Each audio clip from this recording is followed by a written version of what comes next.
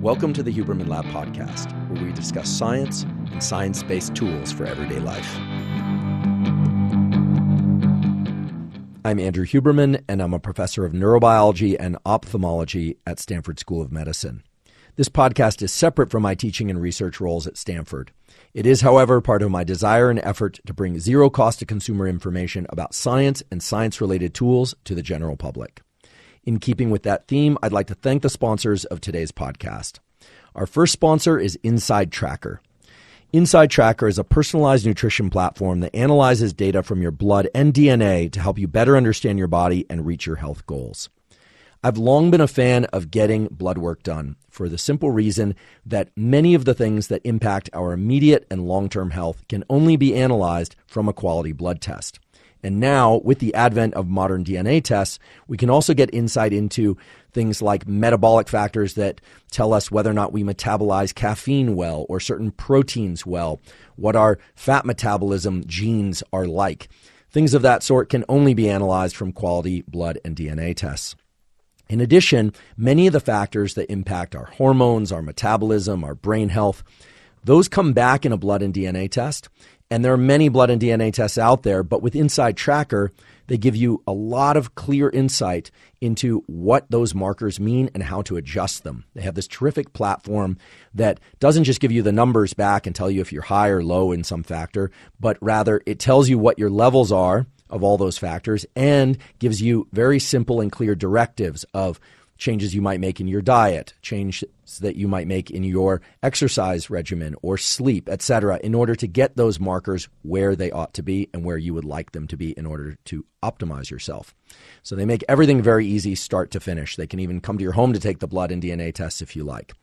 If you'd like to try Inside Tracker, you can go to insidetracker.com/Huberman, and if you do that, you'll get 25% off any of Inside Tracker's plans. Use the code Huberman at checkout. Today's podcast is also brought to us by Belcampo Meat Company.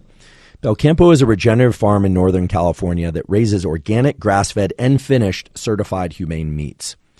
While I don't eat a lot of meat, when I do, I insist that that meat be of very high quality.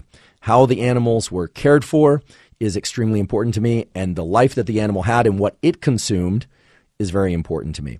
So the way that I eat, I've discussed on this podcast before, but very briefly, I basically fast until about noon. Then I eat a piece of beef or chicken with lunch and a salad. So that's basically my lunch. That's what optimizes my levels of alertness for work throughout the day. Then in the evening, I shift over to eating primarily carbohydrates. That's what allows me to sleep very well. So I'm not eating huge volumes of meat, but I am eating meat every day. Conventionally raised animals are confined to feedlots and eat a diet of inflammatory grains, which is bad for them and it's bad for us when we eat their meat. Belcampo's animals graze on open pastures and seasonal grasses, resulting in meat that is higher in nutrients and healthy fats. And I've talked before about the importance of omega-3 fatty acids for both brain and body health. And Belcampo meats are high in omega-3 fatty acids. The way Belcampo raises its animals isn't just better for your health, it also has a positive impact on the environment. It's what's called climate positive and carbon negative, which means good for the planet and good for us. My favorite meats from Belcampo are the ribeye and the flank steaks. That's typically what I eat. I think I probably eat about 3 or 4 of those across the week, and then I'll eat chicken on some other days. They're really delicious, and as I mentioned, they're very good for us. You can order Belcampo sustainably raised meats to be delivered straight to your door using my code Huberman at belcampo.com/Huberman. If you do that, you'll get 20% off first time order. That's belcampo.com/Huberman for 20% off your first order. Today's episode is also brought to us by Headspace. Headspace is a meditation app backed by 25 published studies and has over 600,000 5-star reviews. So I've been meditating on and off since I was about 15, 16 years old, mostly off at first. What I've found is that I'll sometimes start a meditation practice, but it's very hard to stay with. And then a few years ago, I discovered Headspace and I started meditating more regularly. In fact, very recently, because I've had an exorbitant amount of work on my plate and I've been getting less sleep than I would like in order to complete that work, I've brought back a regular meditation practice twice a day, not just my usual once a day. Headspace makes it really easy. They have so many meditations on there, and they guide you into the meditation and out of the meditation in a way that just makes it very simple and makes maintaining the practice really straightforward. Right now, if you want to try Headspace, you can go to headspace.com/special offer. And if you do that, you'll get a free 1-month trial, so that's totally free, with their full library of meditations for every situation. So there's no meditations that you can't get access to with this offer. You can get access to everything they've got. You just go to headspace.com/special offer. You get a free 1-month trial, and hopefully you'll decide to stay with it. I've found that staying with meditation has been immensely beneficial for all aspects of my life. Today's episode of the Huberman Lab podcast is our 4th and final episode in this month, which is all about skills and athletic performance. Now, in a previous episode, we talked about science-based, in particular neuroscience-based tools for accelerating fat loss. Previous to that, we talked about ways to improve skill learning, motor movements, which also included things like music and piano playing, not just athletic performance. And we've also been exploring other aspects of physical performance throughout the entire month. Today, I want to talk about something that is vitally important for not just athletic performance, but for your entire life and indeed for your longevity, and that's muscle. Now, many of you, when you hear the word muscle, think muscle growth and building big muscles. And while we will touch on muscle hypertrophy, muscle growth today, and science-based protocols to enhance hypertrophy, we will mainly be talking about muscle as it relates to the nervous system. And I can't emphasize this enough. The whole reason why you have a brain is so that you can move.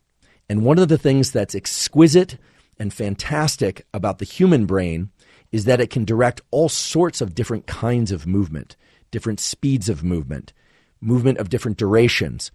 We can train our musculature to lift heavier and heavier objects, or we can train our musculature to take us further and further, so-called endurance. We can also build smoothness of movement, as well as speed of movement, suppleness of movement. All of that is governed by the relationship between the nervous system, neurons, and their connections to muscle. So when you hear the science of muscle and muscle hypertrophy, you might think, oh, well, I'm not interested in building muscle. But muscle does many critical things. It's important for movement. It's important for metabolism. The more muscle you have, and not just muscle size, but the quality of muscle, that's a real thing, the higher your metabolism is, and indeed the healthier you are. It turns out that jumping ability and ability to stand up quickly and to get up off the floor quickly is one of the most predictive markers of aging and biological aging. And no surprise, that is governed by the brain to muscle connection. In addition, muscle and musculature is vital for posture. And we don't talk about posture enough. We all have been told we need to sit up straight or stand up straight. But posture is vitally important for how the rest of our body works. It's vital to how we breathe. It's actually even vital to how alert or sleepy we are. So we're going to talk about the musculature for posture. We also are going to talk about muscle as it relates to aesthetic things. Now, these are all linked. Muscle for metabolism, movement, posture, and aesthetics, of course, are linked, right? As our posture changes, our aesthetic changes. As our posture and aesthetic changes, how we move changes. And as we improve muscle quality, whether or not that's increasing muscle size or not, that changes the way that our entire system, not just our nervous system and our muscular system, but our immune system and the other organs of the body work. So today, as always, we're going to talk a little bit of mechanism. I'm going to explain how neurons control muscle. And then we're going to look at muscle metabolism, how muscle uses energy. I promise to make all of this very simple. I'm actually going to keep it very brief, probably about 10 minutes total. And by the end of that 10 minutes, you will understand a lot about the neuromuscular connection, how your brain and nervous system control your muscle, and how those muscles work. Then we are going to talk about how muscles use energy and can change how they use energy for sake of getting stronger, if you like, for also increasing the size, so-called hypertrophy of muscle, and for improving endurance, as well as for improving posture and how you move generally. We will touch on some nutritional themes and how that relates to muscle, in particular, a specific amino acid that if it's available in your bloodstream frequently enough and at sufficient levels can help you build and improve the quality of muscle. And we'll talk about specific exercise regimes as well as, of course, supplementation and things that can enhance neuromuscular performance overall. We are also going to talk about recovery. Recovery, as everybody knows, is when things improve. That's when neurons get better at controlling muscle. That's when muscle grows. That's when muscle gets more flexible. None of that actually happens during training. It happens after training. And there's a lot of confusion about how to optimize recovery and how to measure whether or not you are recovered and ready to come back in for another neuromuscular training session. So we'll talk about that as well. Today is going to have a lot of protocols, and you're going to come away with a lot of understanding about how you move, how you work, and these incredible organs that we call the nervous system and the musculature, the so-called neuromuscular system. Before we dive into today's topic, I want to just take about 3 minutes and cover some essential summary of the previous episode. In the previous episode, we talked about fat loss. We talked about shiver-induced fat loss. We talked about NEAT, non-exercise activity thermogenesis, for increasing caloric burn and fat oxidation. And we talked about how to use cold specifically to enhance fat loss. I described a protocol involving getting into cold of some sort, whether or not it's ice bath, cold shower, some form of cold. It could even be a river or an ocean if you have access to that, and inducing shiver and then getting out, not crossing your arms or huddling, but allowing that cold to evaporate off you and continuing to shiver and then getting back into the colder environment of water or stream or shower, etc. All of that is described in a beautifully illustrated protocol that I didn't illustrate. That's why it's beautifully illustrated at thecoldplunge.com. They've made that protocol for you, and they've made it available free of charge for you. So there's no obligation there of any kind financially. You can go to thecoldplunge.com. There's a little tab that says protocols, and you can download that protocol. Someone there, I don't know who exactly illustrated it, and you can come away with a PDF of what I described in the previous episode. So I just want to make sure that you're aware of that resource. The other announcement I'd like to make is that many of you have asked how you can help support the podcast, and there's a very straightforward, zero-cost way to do that, and that's to subscribe to our YouTube channel. So if you go to YouTube, if you're not already there watching this now, hit the subscribe button. That helps us tremendously to get the word out more broadly about the podcast, and we thank you for your support. Most people, when they hear the word muscle, they just think about strength. But of course, muscles are involved in everything that we do. They are involved in speaking. They are involved in sitting and standing up. They are involved in lifting objects, including ourselves. They are absolutely essential for maintaining how we breathe. They're absolutely essential for ambulation, for moving, and for skills of any kind. So when we think about muscle, we don't just want to think about muscle, the meat that is muscle, but what controls that muscle. And no surprise, what controls muscle is the nervous system. The nervous system does that through 3 main nodes of control, areas of control. And I've talked about these before on a previous podcast, so I will keep this very brief. Basically, we have upper motor neurons in our motor cortex. So those are in our skull. And those are involved in deliberate movement. So if I decide that I'm going to pick my pen up and put it down, which is what I'm doing right now, my upper motor neurons were involved in generating that movement. Those upper motor neurons send signals down to my spinal cord, where there are 2 categories of neurons. One are the lower motor neurons, and those lower motor neurons send little wires that we call axons out to our muscles and cause those muscles to contract. They do that by dumping chemicals onto the muscle. In fact, the chemical is acetylcholine. I've talked before about acetylcholine in the brain, which is vitally important for focus and actually can gate neuroplasticity, the brain's ability to change in response to experience. But in the neuromuscular system, acetylcholine released from motor neurons is the only way that muscles can contract.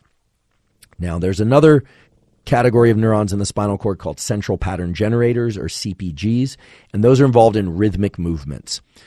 Anytime we're walking or doing something where we don't have to think about it to do it deliberately, it's just happening reflexively. That's central pattern generators and motor neurons. Anytime we're doing something deliberately, the the top-down control, as we call it, from the upper motor neurons comes in and takes control of that system.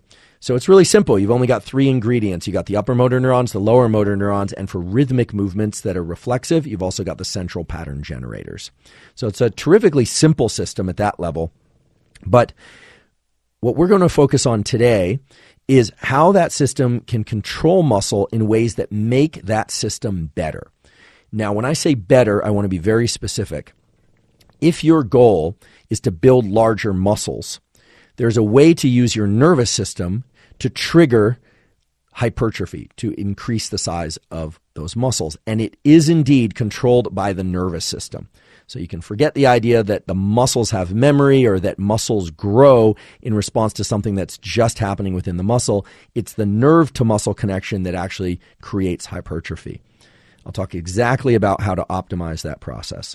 In addition, if you want to improve endurance or improve flexibility or suppleness or explosiveness, that is all accomplished by the way that the nervous system engages muscles specifically. And so what that means is we have to ask ourselves, are we going to take control of the upper motor neurons, the central pattern generators, or the lower motor neurons, or all 3 in order to get to some endpoint of how the nervous system controls muscle. So, Neurophysiology 101. I'll give you one piece of history because it's important to know. Sherrington, who won the Nobel Prize, called movement the final common path. Why did he say that? Well, the whole reason for having a nervous system, the whole reason for having a brain is so that we can control our movements in very dedicated ways. That is one of the reasons, perhaps the predominant reason, why the human brain is so large. You might think, oh, it's so large for thinking and for creativity. No. When you look at the amount of real estate in the brain that's devoted to different aspects of life, it's mainly vision, our ability to see, and movement, our ability to engage in lots of different kinds of movements, slow movements, fast movements, explosive, etc. Other animals don't have that ability because they don't have the mental real estate. They don't have the neural real estate in their brain. They have neuromuscular junctions. They have central pattern generators. What they don't have are these incredible upper motor neurons that can direct activity of the muscles in very specific ways.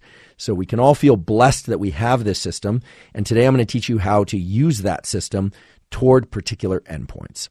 So if we decide that we are going to direct our muscles in some particular movement of any kind, whether or not it's a weightlifting exercise or whether or not it's a yoga movement or simply picking up and putting down a pen, we are engaging flexors and extensors, and our body is covered with flexors and extensors all over. So, for instance, our bicep is a flexor and our tricep is an extensor. Those are what are called antagonistic muscles. They move the limbs in opposite directions. So if you bring your wrist closer to your shoulder, that's flexion using your bicep. If you move your wrist further away from your shoulder, that's extension using your tricep. And without getting into a lot of detail, the way that the nerves and brain are wired up to muscle make it such that when a flexor is activated, when the nerve dumps chemical acetylcholine onto the muscle to activate the biceps, the triceps is inhibited. It's prevented from engaging. There are ways to bypass this, but that's the typical mode of action. The converse is also true. When our tricep is activated, okay, when we move our wrist away from our shoulder, our bicep is inhibited. And we have flexors like our abdominal muscles, and we have extensors in our lower back. Many of you probably know this, but some of you probably don't, that your spine has flexors to move basically your chin toward your waist, and those are your abdominal muscles, among others, and you have extensors that move your chin basically back, like looking up toward the ceiling, and those are your extensors. You have other muscles that are stabilizing muscles and things of that sort, but those movements of flexion and extension and the fact that they are what we call reciprocally innervated or mutual inhibition, you hear different language around this, is characteristic of most of our limb movements. Okay, so hamstring and quadricep. The hamstring brings the ankle closer back towards the glutes. Basically, it's lifting your heel up, right, which is almost always done toward the back. Whereas your quadriceps is the extensor, opposite to the hamstrings. So you get the idea. So there's flexors and extensors, and it's the neurons that control those flexors and extensors that allow us to move in particular ways. So now you have heard neuromuscular physiology in its simplest form, but I do want this to be accessible. I want to get just briefly into some of the underlying metabolism of how muscles use and create energy, because in doing that, we will be in a great position to understand all the tools that follow about how to optimize the neuromuscular system for your particular goals. So in the previous episode about fat loss, we talked about lipolysis, the breakdown of fat into fatty acids so it can be used as fuel. And it ended in a step where we got ATP, which is the bottleneck and final common path for all energy producing functions in the body. There are other ways, but basically ATP is the key element there. Now, with muscles, they don't function on fats normally. What they are going to function on, their ability to move and their ability to do things and allow us to move in any way that we want to, is based on a process of glycolysis, the breakdown of things like glycogen and glucose into energy. And it's a very simple process. You don't have to know any chemistry. So if I say the words carbon or hydrogen or something like that, don't freak out. You don't have to understand any chemistry. But basically what happens is you've got this available sugar resource that's stored in muscle, okay? And that's glucose. And that glucose has 6 carbons and 6 waters, basically. That can be broken down into 2 sets of 3 carbons, all right? So basically you take glucose and you break it into these 2 little batches of carbons that we call pyruvate. So 6 divided by 2 is 3, so you get 3 and 3 pyruvates. And that generates a little bit of ATP, of energy, but just a little bit. Now, if there's oxygen available, okay, if there's sufficient oxygen there, what can happen is that pyruvate can be brought to the mitochondria, and through a whole set of things that you probably don't want to hear about right now, like the electron transport chain and citric acid cycle, what happens is it's broken down and you get 28 to 30 ATP, which is a lot of ATP. So the only things you need to know about this process is that glucose and glycogen are broken down into pyruvate. You get a little bit of energy from that. And when I say energy, I mean the ability to move. It's fuel. It literally just gets burned up. But if there's oxygen available, and that's key, then within the mitochondria, you can create 28 to 30 ATP, which is a lot of ATP. Now, what does this mean? This means that movement of muscle is metabolically expensive. And indeed, compared to other tissues, compared to fat, compared to bone, compared to almost all other tissues except brain tissue, muscle is the most metabolically demanding, which is why people who have more muscle relative to adipose tissue, to fat, they can eat more and they're more of a furnace. They just kind of burn that up. Okay? So even if you didn't understand anything that I just said, what you probably did hear and that I hope you heard is that if you have oxygen around, you can create energy from this fuel source that we call glycogen and glucose. But what if there isn't oxygen around? And what is that like? Well, you've experienced that. I'm not talking about oxygen in the environment. I'm talking about oxygen in the muscle. So if you've ever carried a box while moving, or you were carrying heavy groceries to the car, or you were exercising particularly hard and you felt the burn, well, that burning, which most people think is lactic acid, is actually a process by which pyruvate, which, as I said before, normally could be converted into ATP if there's oxygen. Well, if there's not enough oxygen because that muscle is working too hard or too long, what ends up happening is that a hydrogen molecule comes in there and you get something called lactate. So believe it or not, humans don't make lactic acid. That's in other species. We make lactate. And we think and we hear that lactate is bad. We need to buffer the burn or avoid the burn, that lactic acid and lactate are what prevent us from performing as well as we ought to be able to, or for going as far as we possibly could in an endurance event. Guess what? That's not true at all. Lactate has 3 functions, all of which are really interesting and really important. First of all, it's a buffer against acidity. You don't want muscle to get too acidic because it can't function. You don't want any body tissue to get too acidic. So that burn that you feel is acidity in that environment, that and lactate, what most people call lactic acid, but again, we don't make lactic acid. Lactate is there to buffer that, to reduce the amount of burn. So most people have this exactly backwards. So when you feel that burn, that is not lactic acid. That is lactate that's present to suppress the burn, to suppress acidity. It's also a fuel. When you feel that burn, lactate is shuttled to those areas of the muscle, and there's an actual fuel burning process where in the absence of oxygen, you can continue to generate muscular contractions. Now, this is informative because it also tells us that that burning, that acidity that we feel, can inhibit the way that our muscles work, but that lactate comes in and allows our muscles to continue to function.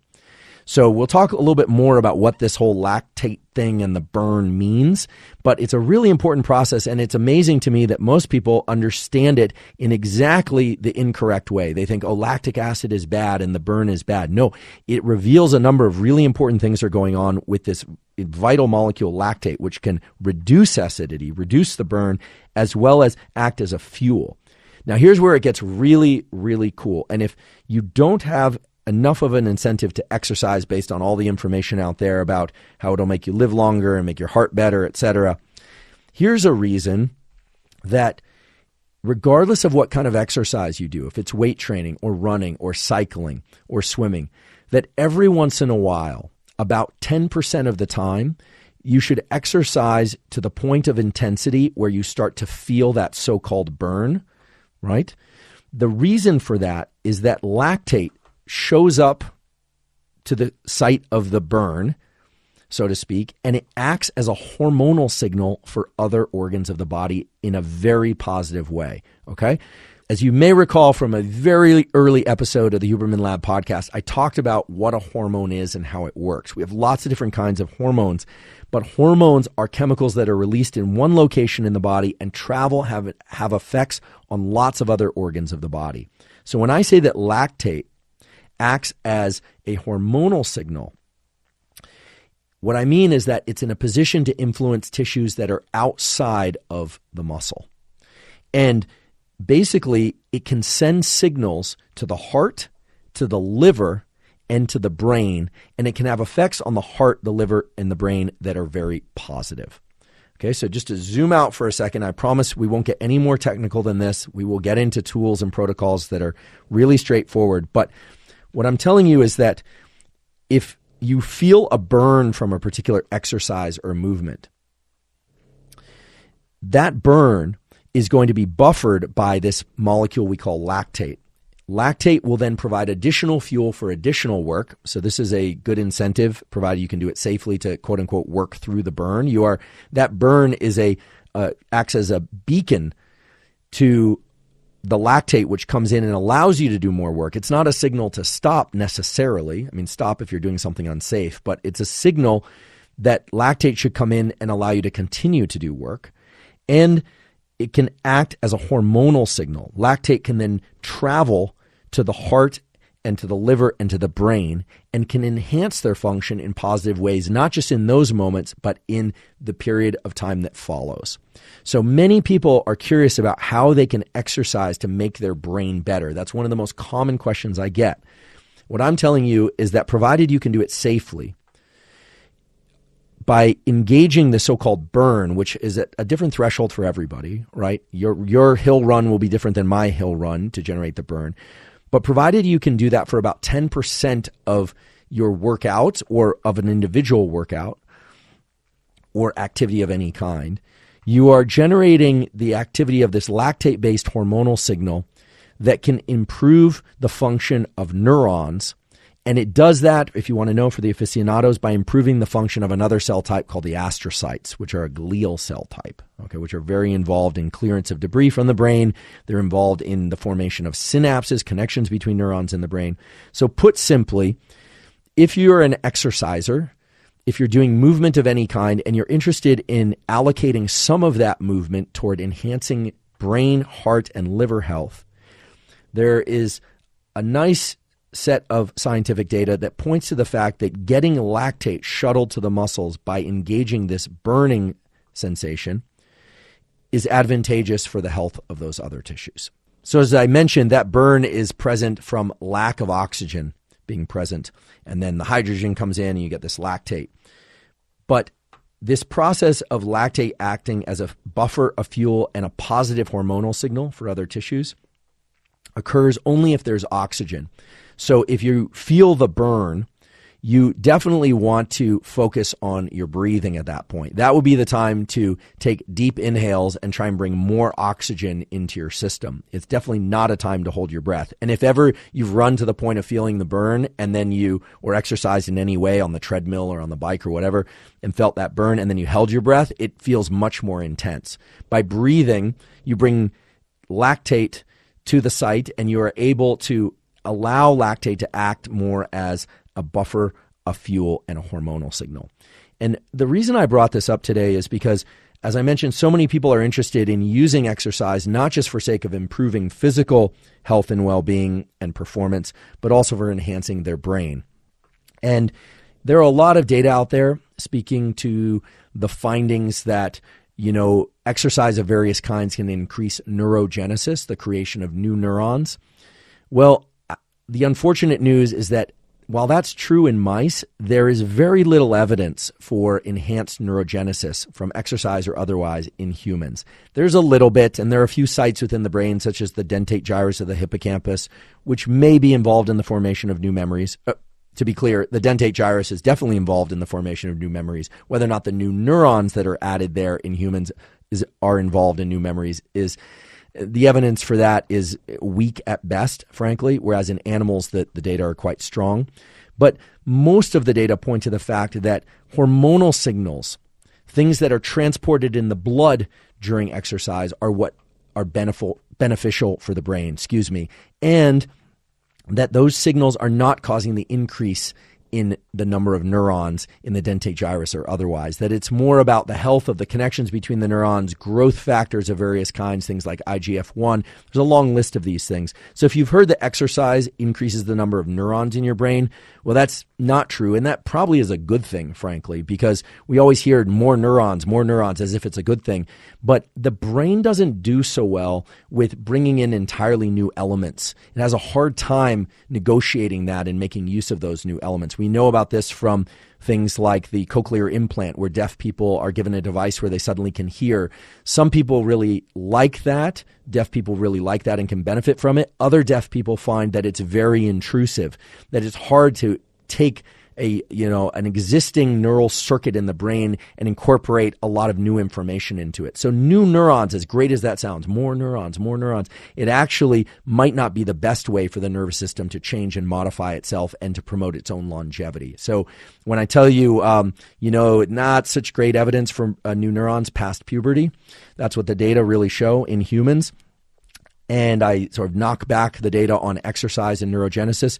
Don't let that depress you. If you have dementia in your family, don't make that, don't translate that into necessarily that you will develop dementia. Understand that exercise is still beneficial for the brain and other aspects of the nervous system, but that it's going to be doing it through these hormonal signals, things like IGF-1, things like this lactate pathway, when you experience the burn from exercise. And again, you don't want to try and get this feeling of a burn throughout the entire episode of exercise. That would be far too intense and would inhibit your recovery. I don't think it'd be good for performance either. It's only about 10% of your total effort in any one exercise bout that's going to give you this positive effect. So now you know how to devote a small portion of your exercise, 10%, in order for muscle and lactate to benefit other tissues, namely your heart, your liver, and your brain. I'd now like to shift our attention to how to use specific aspects of muscular contraction to improve muscle hypertrophy, muscle growth, as well as improving muscle strength. There are a lot of reasons to want to get stronger, and I should just mention that it's not always the case that getting stronger involves muscles getting bigger. There are ways for muscles to get stronger without getting bigger. However, increasing the size of a muscle almost inevitably increases the strength of that muscle, at least to some degree. Reasons why most everyone should want to get their muscles stronger is that muscles are generally getting progressively weaker across the lifespan. So when I say getting stronger, it's not necessarily about being able to move increasing amounts of weight in the gym, although if that's your goal, what I'm about to discuss will be relevant to that, but rather to offset some of the normal decline in strength and posture and the ability to generate a large range of movement safely that occurs as we age. As I mentioned at the beginning of the episode, we just tend to lose function in this neuromuscular system as we get older. And doing things to offset that has been shown again and again to be beneficial for the neuromuscular system, for protection of injury, for enhancing the strength of bones and bone density. So there are a lot of reasons to use resistance exercise that extend far beyond just the desire to increase muscle size. Because I know many of you are interested in increasing muscle size, but many of you are not. So there's an important principle of muscle physiology called the Henneman size principle. And the Henneman size principle essentially says that we recruit what are called motor units. Motor units are just the connections between nerve and muscle in a pattern that staircases from low threshold to high threshold. What this means is when you pick up something that is light, you're going to use the minimum amount of nerve to muscle energy in order to move that thing. Likewise, when you pick up an object that's heavy, you're going to use the minimum amount of nerve to muscle connectivity and energy in order to move that object. So it's basically a conservation of energy principle. Now, if you continue to exert effort of movement, what will happen is you will tend to recruit more and more motor units with time. And that process of recruiting more neurons, more lower motor neurons, as if you recall from the beginning of the episode, these lower motor neurons are in our spinal cord and they actually dump a chemical, acetylcholine, on muscle, cause the muscles to contract.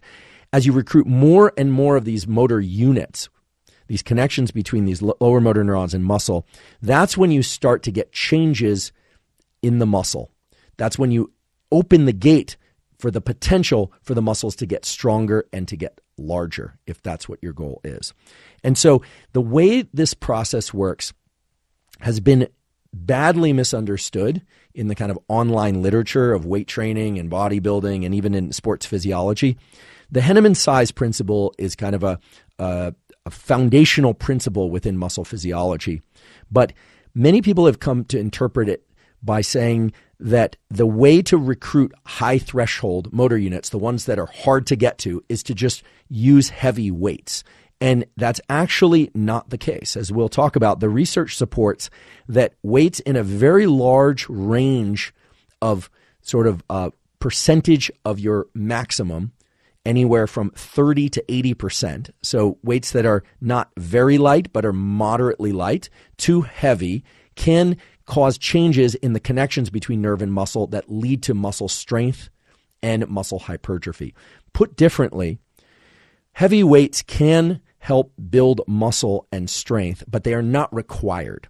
What one has to do is adhere to a certain number of parameters, just a couple of key variables that I'll spell out for you.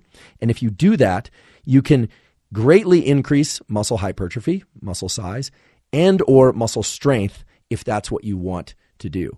And you don't necessarily have to use heavy weights in order to do that. Now, I'm sure the power lifters and the people that like to move heavy weights around will say, no, if you want to get strong, you absolutely have to lift heavy weights. And that might be true if you want to get very strong. But for most people who are interested in supporting their muscular such that they offset any age-related decline in strength or in increasing hypertrophy and strength to some degree, there really isn't a need to lie about the Henneman size principle, which many people out there are doing, and claiming that you absolutely need to use the heaviest weights possible in order to build strength and muscle. So I'm going to explain how all of this works in simple terms. So first of all, let's just talk about what hypertrophy is and what strength changes in the muscle are. We can make this very simple as well. If this were a muscle physiology class, we would talk all about, myofibrils and sarcomeres and all that stuff. We're not going to do that. That's not the purpose of today's conversation. If you're interested in that, as well as a lot of the other information that I'm going to discuss in more detail, I highly encourage you to check out the YouTube channel and the writings of Dr. Andy Galpin. He's a PhD and a full professor in exercise physiology. He's extremely knowledgeable in this entire area of science-based tools for hypertrophy, how strength and hypertrophy really work. His lab does everything from biopsy on muscles, working with athletes and typical folks as well. A lot of the information that you're going to hear from me in the next 15 minutes or so comes from an extensive exploration of the work that he and his colleagues have done, as well as folks like Brad Schoenfield, another academic who's superb in this whole space of muscle physiology, and from a lengthy conversation that I had with Andy, Dr. Galpin, prior to this episode. So if we want to think about muscle hypertrophy, we have to ask, what is changing when muscles get larger or stronger? And there are really just three ways that muscles can be stimulated to change. So let's review those three ways and talk about what happens inside the muscle. So there are three major stimuli for changing the way that muscle works and making muscles stronger, larger, or better in some way. And those are stress, tension, and damage. Those three things don't necessarily all have to be present, but stress of some kind has to exist. Something has to be different in the way that the nerve communicates with the muscle and the way that the muscle contracts or performs that makes the muscle need to change. So this is very reminiscent of neuroplasticity in the brain. Something needs to happen. Certain chemicals need to be present. Certain processes need to happen, or else a tissue simply won't change itself. But if those processes and events do happen, then the tissue has essentially no option except but to change. So muscles move, as I mentioned, because nerves dump chemical onto the muscles, but they move because they have these things called myosin and actin filaments. And if you want to read up on this, you can you can look on the internet. You can put the sliding filament theory of muscle contraction if you really want to go deep down that rabbit hole. It's interesting. You can learn about this in a muscle physiology class. But basically, along the length of the muscle, you have what's called myosin. And just think of myosin as it's kind of like a wire. It's like a bunch of beads and wires that extend across the muscle. I think that's the simplest way to describe it. And the myosin is surrounded by these little beads called actin. The way muscles get bigger is that basically the myosin gets thicker. It's a protein, right? And it gets thicker. So put this in your mind. If you're listening to this, or even if you're watching it on YouTube, the way to think about this whole actin myosin thing and muscles getting bigger is imagine that you're holding a bouquet of balloons, a bunch of balloons by their strings. Except you're not holding the strings all at their bottom. So the bouquet isn't nicely arranged. It's not like some balloons that are all up at the top and you're holding the strings down at the bottom. Imagine that one of the balloons is very close to your hand, another one is a little bit higher up, and so this bouquet is very disorganized. In other words, the strings extending out of your hand are all different lengths. And so the balloons are all over the place. That's essentially what myosin looks like in the muscle. And those strings are what we call the filaments. And then the myosin head is the balloon. When you stress a muscle properly, or you give it sufficient tension, or you damage the muscle just enough, there's an adaptive response that takes place where protein is synthesized, and it's a very specific protein. It's myosin. The myosin gets thicker. In other words, the balloons get bigger. So the way to think about muscle growth and the way to think about muscles getting stronger is that those balloons get bigger and the muscle gets thicker. Now, the question then should be, as always, how does that happen? I mean, the muscle doesn't really know anything about what's happening in the outside world. The way it happens is the neuron has to tell the muscle to get stronger. And it does that through what we call a signaling cascade. It talks to the muscle in terms of chemicals. It doesn't whisper to it or shout at it, hey, get bigger. What it does, it releases certain chemicals that within the muscle, there are certain chemicals released that make those balloons, as I'm referring to them, the myosin, get thicker. So let's talk about the stimulus for doing that. And if already in your mind you're imagining, oh my goodness, these balloons of muscle are going to get thick, and it's just going to spiral out of control. Don't worry about that. People invest a ton of time and energy into trying to make their muscles larger. It's actually much harder for people to do than you might think. But I do want to give one exception because it illustrates an important principle of where we're headed next. Everybody has imbalances in how muscles can grow, how well muscles can grow, or how poorly or how challenging it is for their muscles to grow. Now, Many people who are afraid of like getting too bulky, for instance, are afraid of lifting weights. But I think the research shows now that everyone of pretty much every age should be doing some sort of resistance exercise, even if that's body weight exercises, in order to offset this age-related decline in muscle contractile ability, muscle strength, etc., improve bone density. There's nothing good about getting frail and weak over time.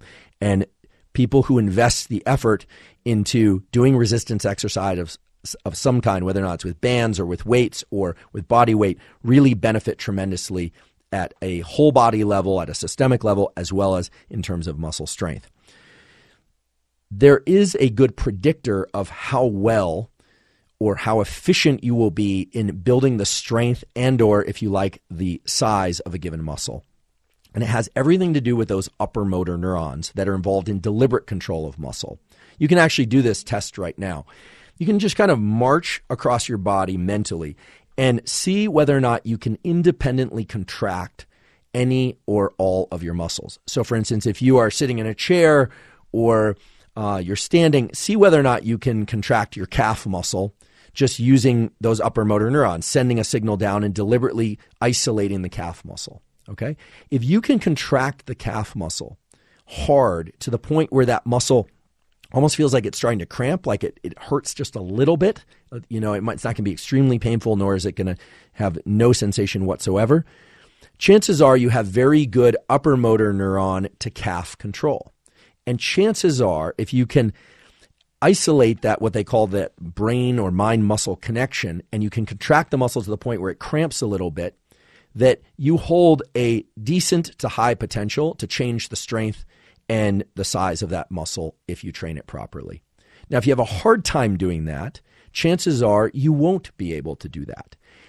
If, for instance, you focus on your back muscle, like we all have these muscles called the latissimus dorsi muscles, which basically are involved in chin-ups and things like that, but their function from a more of a kinesiology standpoint is to move the elbow back behind the body. Okay, so it's not about flexing your bicep, it's about moving your elbow back behind your body. If you can do that mentally, or you can do that physical movement of moving your elbow back behind your body and you can contract that muscle hard, chances are that you have the capacity to enhance the strength and or size of that particular muscle because you have the neural control of that muscle. This is a key feature of the neuromuscular system to appreciate as we begin to talk more about specific protocols. Because everything about muscle hypertrophy, about stimulating muscle growth, is about generating isolated contractions, about challenging specific muscles in a very unnatural way. Whereas with strength, it's about using musculature as a system, moving weights, moving resistance, moving the body. The specific goal of hypertrophy is to isolate specific nerve to muscle pathways so that you stimulate the chemical and signaling transduction events in muscles so that those muscles respond by getting larger. So there's a critical distinction in terms of getting stronger versus trying to get muscles to be larger, hypertrophy per se, and it has to do with how much you isolate those muscles. Muscle isolation is not a natural phenomenon. It's not something that we normally do. When we walk, we don't think, okay, right calf contract, left calf contract. No, you just generate those rhythmic movements. And of course, there's no reason for them to get stronger or larger in response to those movements. Let's say you were to do a kind of strange experiment of attaching 30-pound weights to your ankles and you were to do those movements. Well, if you weren't specifically contracting your calves in each step, there's no reason for the calves to take on the bulk of the work, and you would distribute that work across your hip flexors and other aspects of your musculature. Your whole nervous system seeks to gain efficiency. It seeks to spread out the effort. So you can nest this as a principle for yourself, which is if you want to get stronger, it's really about moving progressively greater loads or increasing the amount of weight that you move. Whereas if you're specifically interested in generating hypertrophy, it's all about trying to generate those really hard, almost painful, localized contractions of muscle. Now, of course, how much weight you use in order to generate those contractions will also impact hypertrophy. But I think most people don't really understand the mind-muscle connection. It sounds like a great thing, but it's actually one of the things you want to avoid if your goal is simply to become more supple or to become stronger. You want to do the movements properly and safely, of course, but it's the opposite of hypertrophy, where with hypertrophy, you're really trying to make that particular muscle, sometimes two muscles, do the majority, if not all the work. Whereas in moving force loads, in trying to generate activity of any kind, like lifting a bar or doing a chin-up or something, those so-called compound movements that involve a lot of muscle groups, if your goal is to be better at those, you want to avoid isolating any one particular muscle. Now, I know this probably comes across as a kind of a obvious duh, especially to the folks that have spent a lot of time in the gym aimed at getting hypertrophy. But I think most people don't appreciate that it's the nerve to muscle connections and the distinction between isolating nerve to muscle connections versus distributing the work of nerve to muscle connections that's vital in determining whether or not you generate hypertrophy, isolated nerve to muscle contractions, versus strength and offsetting strength loss, which would be distributed nerve to muscle connections. If ever there was an area of practical science that was very confused, very controversial, and almost combative at times, it would be this issue of how best to train. I suppose the only thing that's even more barbed wire of a conversation than that is how best to eat for health. Those seem to be the two most common areas of online battle. And the scientific literature has a lot to say about both of those things. Again, my sources for what I'm about to tell you are Professor Andy Galpin and colleagues. I know there are other excellent people out there in the field, but I really trust his work. He does very controlled studies. He spent a lot of time in this space. And what's really exciting is that in just the last 3 years or so, there's been a tremendous amount of information to come out about the practical steps that one can take in order to maximize the benefits of resistance exercise of any kind. So I'm going to talk about those, and I'm going to talk about the research. I will provide some links both to a couple of the more in-depth tutorials from Dr. Galpin, as well as some of the papers that the information I'm about to tell you stems from. There's a lot of information saying that you need to move weights that are 80 to 90% of your one rep maximum, or 70%, or cycle that for 3 weeks on and then go to more moderate weights. There are a lot of paths, as some people say, there are a lot of ways to add up numbers to get 100. There's a near infinite number of ways to add up different numbers to get to 100. And what's very clear now from all the literature that's transpired, and especially from the literature in this last 3 years, is that once you know roughly your one repetition maximum, the maximum amount of weight that you can perform an exercise with for one repetition in good form, full range of motion, that it's very clear that moving weights or using bands or using body weight, for instance, in the 30 to 80% of one rep maximum, that is going to be the most beneficial range in terms of muscle hypertrophy and strength, so muscle growth and strength. And there will be a bias. If you're moving weights that are in the 75%, 80% range, or maybe even going above that, 85 and 90%, you're going to bias your improvements towards strength gains. This is true. And if you use weights that are in the 30% of your one repetition maximum, or 40% or 50%, and doing many more repetitions, of course, then you are biasing towards hypertrophy and what some people like to call muscle endurance. But that's a little bit of a complicated term, because endurance we almost always think of as relating to running or swimming or some long bouts of activity. So 30 to 80% of one repetition maximums, it doesn't really seem to matter for sake of hypertrophy, except at the far ends when you're really trying to bias for strength. Now, it is clear, however, that one needs to perform those sets to failure where you can't perform another repetition in good form again, or near to failure. And there's all sorts of interesting nomenclature that's popping up all over the internet, some of which is scientific, some of which is not scientific, about how you are supposed to perceive how close you were to failure, etc. But there's some very interesting principles that relate to how the nerves connect to the muscles that strongly predict whether or not this exercise that you're performing will be beneficial for you or not. So here's how it goes. For individuals that are untrained, meaning they have been doing resistance exercise for anywhere from 0, probably out to about 2 years. although for some people it might be 0 to 1 year. But those are the so-called beginners. They're sort of untrained.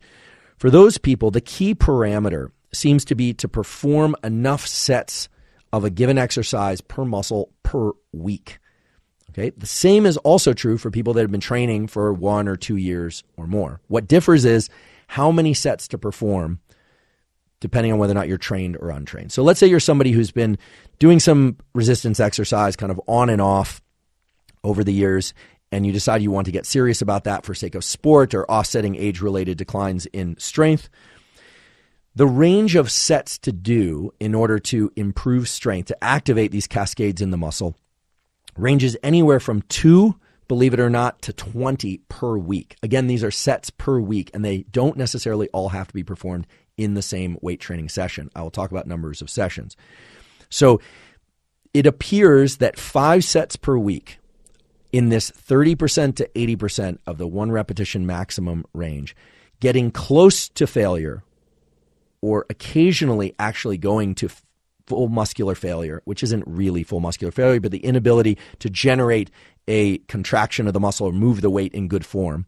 I'll go deeper into that in a moment. But about 5 sets per week is what's required just to maintain your muscle. So think about that. If you're somebody who's kind of averse to resistance training, you are going to lose muscle size and strength. Your metabolism will drop. Your posture will get worse. Everything in the context of nerve to muscle connectivity will get worse over time unless you are generating 5 sets or more of this 30% to 80% of your 1 repetition maximum per week. Okay, so what this means is for the typical person who hasn't done a lot of weight training, you need to do at least 5 sets per muscle group. Now, that's just to maintain. And then there's this huge range that goes all the way up to 15 and in some case 20 sets per week. Now, how many sets you perform is going to depend on the intensity of the work that you perform. This is where it gets a little bit controversial, but I think nowadays most people agree, and Dr. Galpin confirmed that 10%, not to be confused with the 10% we discussed earlier, but 10% of the sets of a given workout or 10% of workouts overall should be of the high intensity sort where one is actually working to muscular failure. Now, I say not true muscular failure because in theory, you have a concentric movement, which is the kind of lifting of the weight, and then you have the eccentric portion of muscle contraction, which is the lowering. And eccentric movements, because of the way that muscle fibers lengthen and that sliding actin-myosin that we talked about before, you're always stronger in lowering something than you are in lifting it. But the point being that most of your training, most of your sets should be not to failure. And the reason for that is it allows you to do more volume of work without fatiguing the nervous system and depleting the nerve to muscle connection in ways that are detrimental.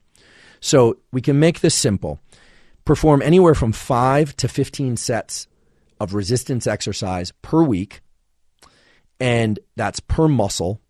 And that's in this 30 to 80% of what your 1 repetition maximum. That seems to be the most scientifically supported way of offsetting any decline in muscle strength if you're working in the kind of 5-set range, and in increasing muscle strength when you start to get up into the 10 and 15 set range. Now, the caveat to that is everyone varies and muscles vary in terms of their recoverability. Depending on how well you can control the contraction of muscles deliberately, and you can actually figure that out by sort of marching. You might take 5 minutes and just kind of march across your body and mentally try and control the contractions of muscles in a very deliberate way to the point where you can generate a hard contraction. And you may have to move a limb in order to do this, by the way. I'm not talking about just mentally contracting your bicep without moving your wrist. I'm talking about doing that without any weight in hand or any band or any resistance. If you can generate a high intensity contraction using these upper motor neuron to lower motor neuron pathways to muscle, you might think, well, I should perform many more sets, right? But actually the opposite is true. If you can generate high intensity muscular contractions using your brain, using your neurons, it will take fewer sets in order to stimulate the muscle to maintain itself and to stimulate the muscle in order to grow or get stronger.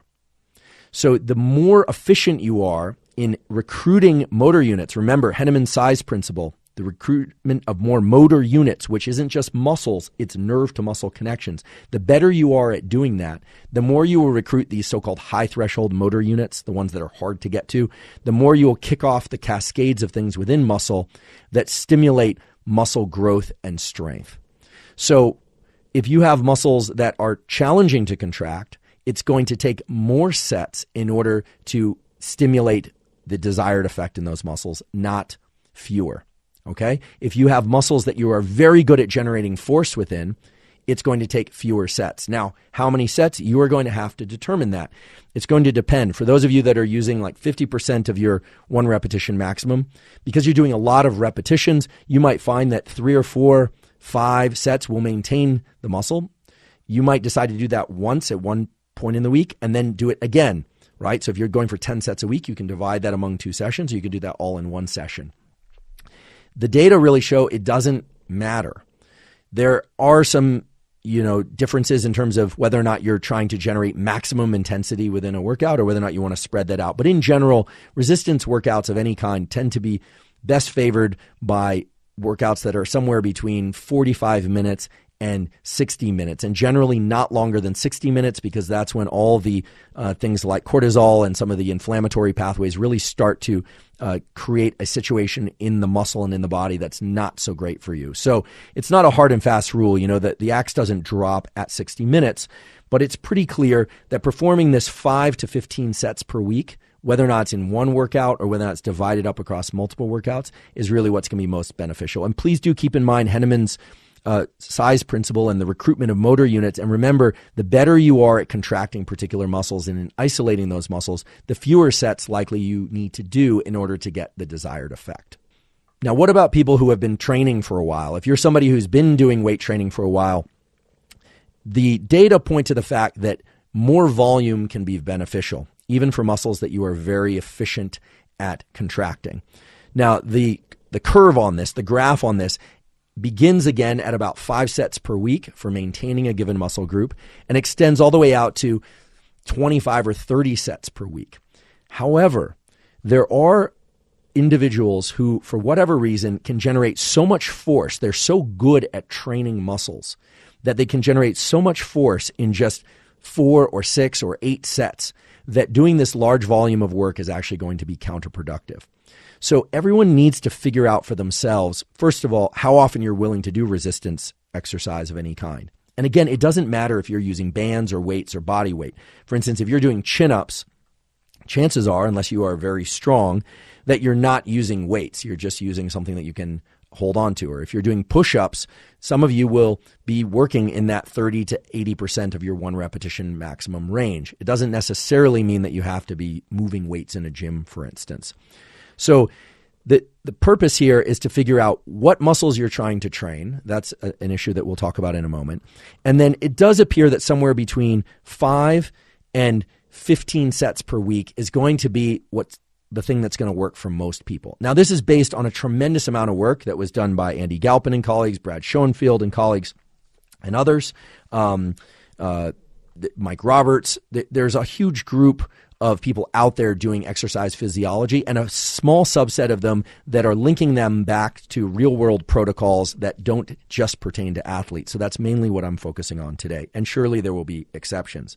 Now, if you're going to divide the sets across the week, you're not going to do all 10 sets, for instance, for a given muscle group in one session, then of course it's imperative that the muscles recover in between sessions. And we are going to talk about recovery both at the systemic level, the whole nervous system, and at the local level, the nerve to muscle and local even muscle level. We'll talk about that in about 10 minutes when we talk about recovery. I do want to mention something very important, which is that everything I'm referring to here, it has to do with full range of motion, okay?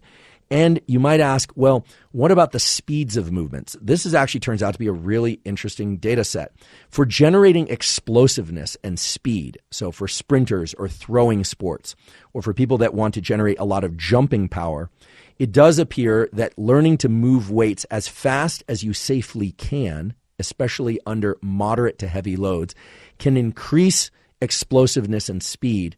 And most of that effect is from changes in the neurons. It's not from changes in the muscle. It's from changes in the way that the upper motor neurons communicate with the lower motor neurons and generating a pathway, a neural circuit, as we call it, that is very efficient at generating action potentials, which are the electricity within neurons to trigger the muscle. Now, of course, there are events that happen from nerve to muscle, but the takeaway from that enormous literature, frankly, is that if you want to get faster, yes, it can be beneficial to get stronger, but if you want to dedicate resistance training specifically to jumping higher, to running faster, to throwing further, and these sorts of things, that learning to generate force with increasing speed is going to be beneficial.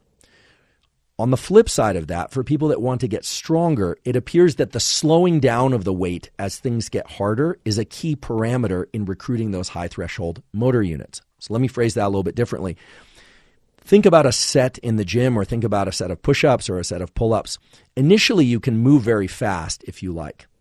If you want to generate hypertrophy, the goal really is not necessarily to move super slow, but to isolate the muscle and therefore not to use momentum. Rather than lift weights, as they say, challenge muscles. If you want to get stronger, you're going to be distributing that effort over more muscles and more of your nervous system.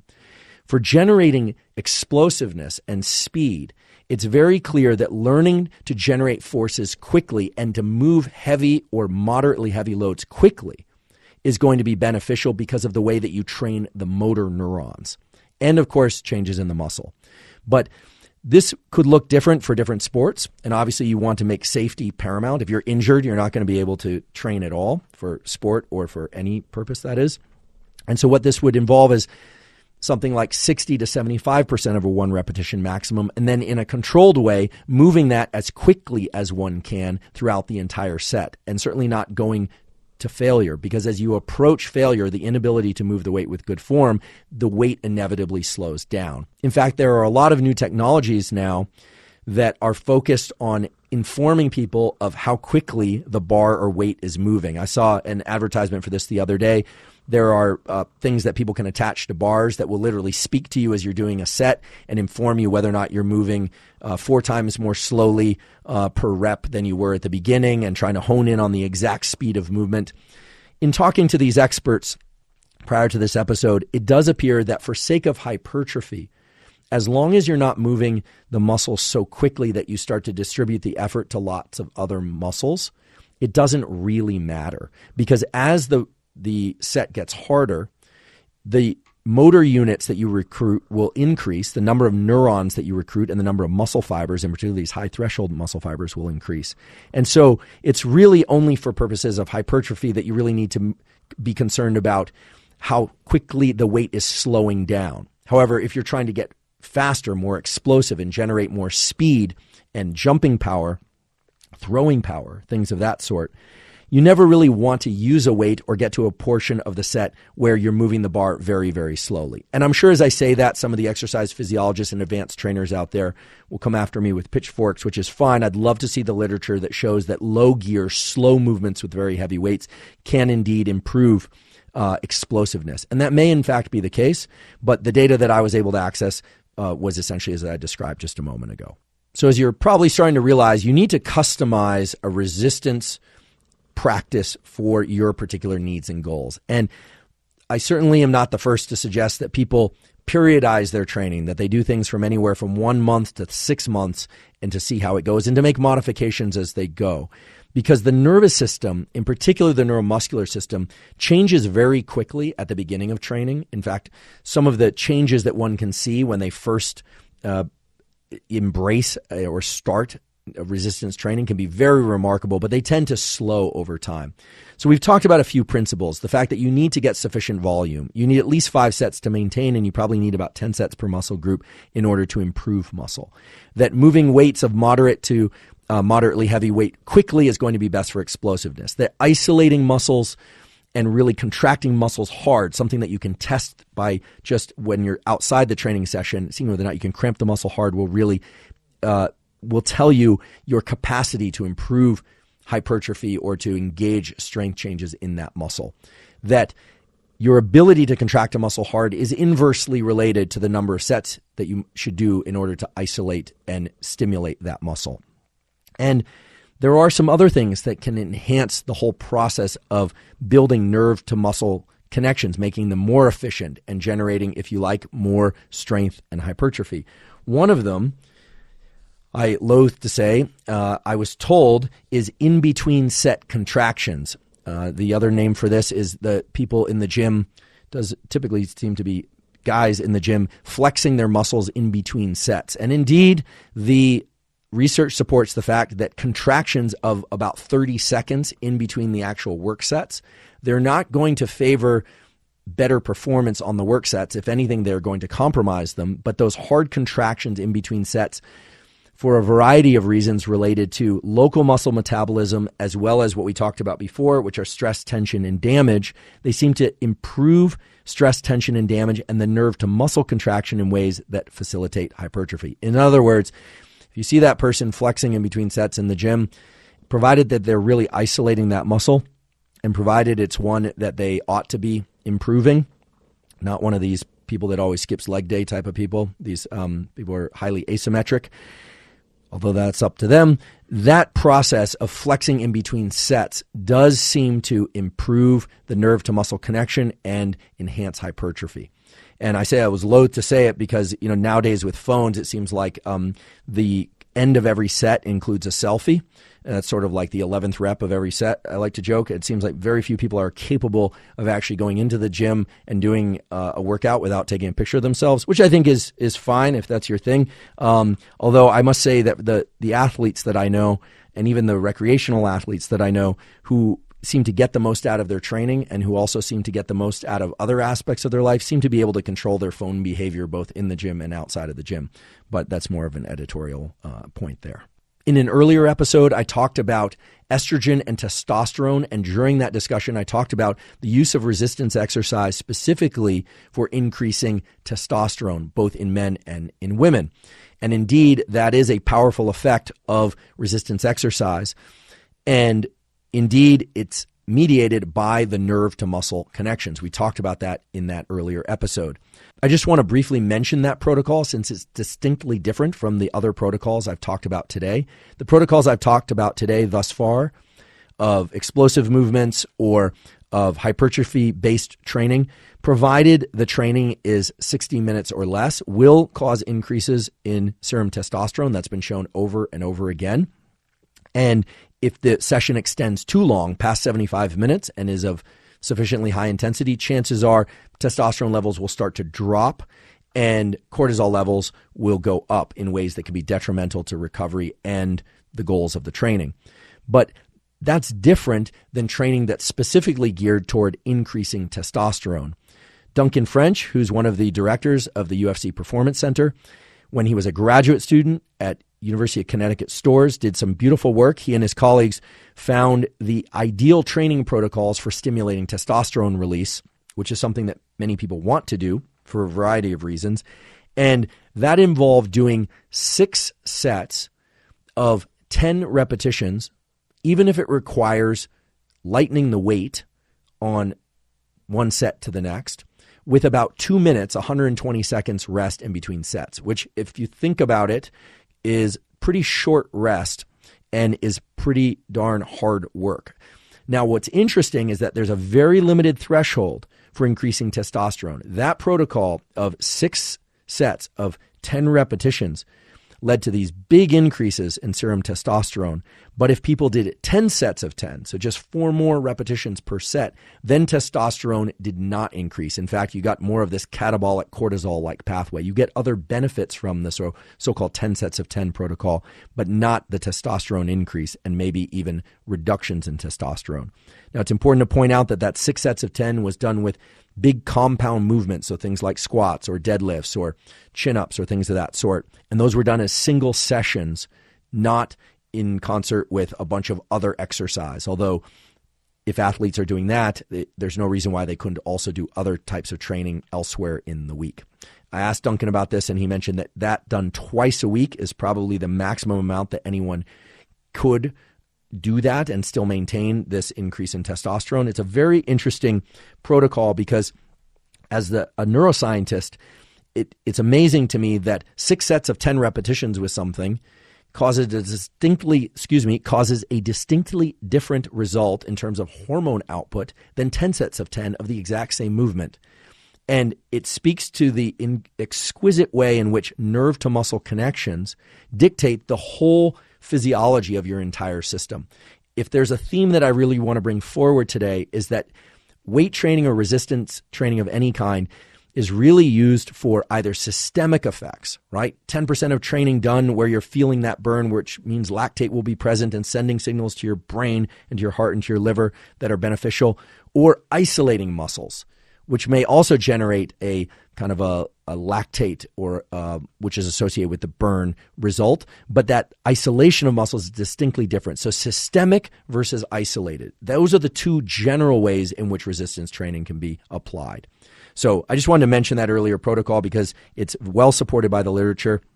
If you were to incorporate that protocol, you might ask, well, then can you do any other weight training during the week? And sure, of course you can, provided you're recovering. So let's talk about how you know if you're recovering, how you know if a muscle is recovered, and how you know if your whole system is recovered. Because recovery is what dictates whether or not you can come back and do more work of a different kind, meaning, I don't know, you do leg training one day. Can you and should you come back and do upper body training the next day? And it dictates whether or not you'll see any improvement from session to session at all.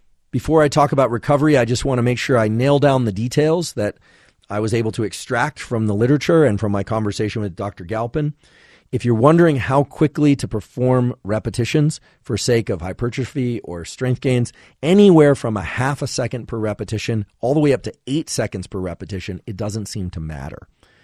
Again, if you're thinking about explosiveness or building speed, or you're specifically using resistance training to build endurance, that's a separate matter. We talked about explosiveness and speed. I'll talk about endurance in a few moments. We also talked about in-between set contractions, the so-called selfie effect of people flexing a particular muscle, isolating a particular muscle between sets. Just want to mention that would be a terrible thing to do if your goal is performance on sets, so moving a particular amount of weight. That's actually going to diminish the amount of weight that you can move. It's going to enhance muscle growth, and it's going to enhance the nerve to muscle isolation of that particular pathway. So again, that flexing between sets is going to favor hypertrophy, not performance. If you're trying to get stronger, you're trying to move more weights, you're trying to distribute work, and you're trying to do maybe skill training with resistance, then flexing between sets is absolutely the wrong thing to do for obvious reasons. You're fatiguing the muscle further. Just remaining still or walking around a little bit has been shown to be beneficial in terms of moving some of the lactate out of the muscle, as well as just recovering between sets. Now, how long to recover between sets? This is a question. For the testosterone protocol, Duncan French and colleagues found that it was about 2 minutes, keeping that really on the clock, 2 minutes, not longer.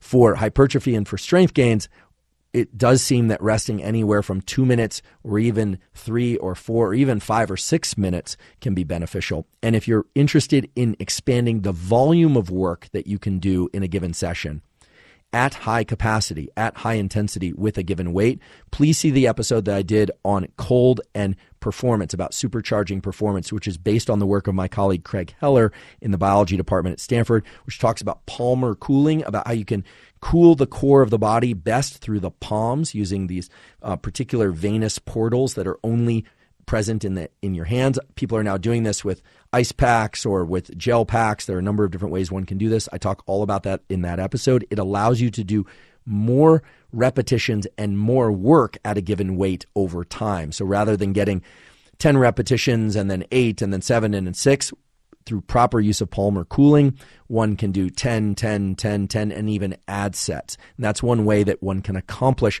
higher volume work without having to drop the weight considerably. So that's where you can hit that really sweet spot, if that's your goal, of getting strong and generating some hypertrophy. Because as soon as you have to drop to lighter weights, then you're shifting more towards hypertrophy and endurance and less toward strength in a given muscle. So check out that episode. The last thing, besides between set contractions and whether or not you're distributing work or whether or not you're really trying to isolate muscles, is this notion of pre-exhausting muscles. It's been shown over and over again that, for instance, if you want to generate force in a given muscle and really isolate that, doing the isolation work before a compound movement. So this would be, leg extensions, the thing where you sit and you extend your toes up toward the ceiling. Leg extensions before squats will allow the squats to target that muscle group more effectively. And that makes perfectly good sense based on the Henneman size principle and fatiguing motor units. It should be obvious why that's the case. But of course, that's going to be anti-performance in terms of how much weight you can lift and maybe even the form that you can maintain when you move to the bigger compound movement. So you really have to ask yourself a number of questions. How good are you at isolating a given muscle? Therefore, how many sets do you want to do? How often are you willing to train?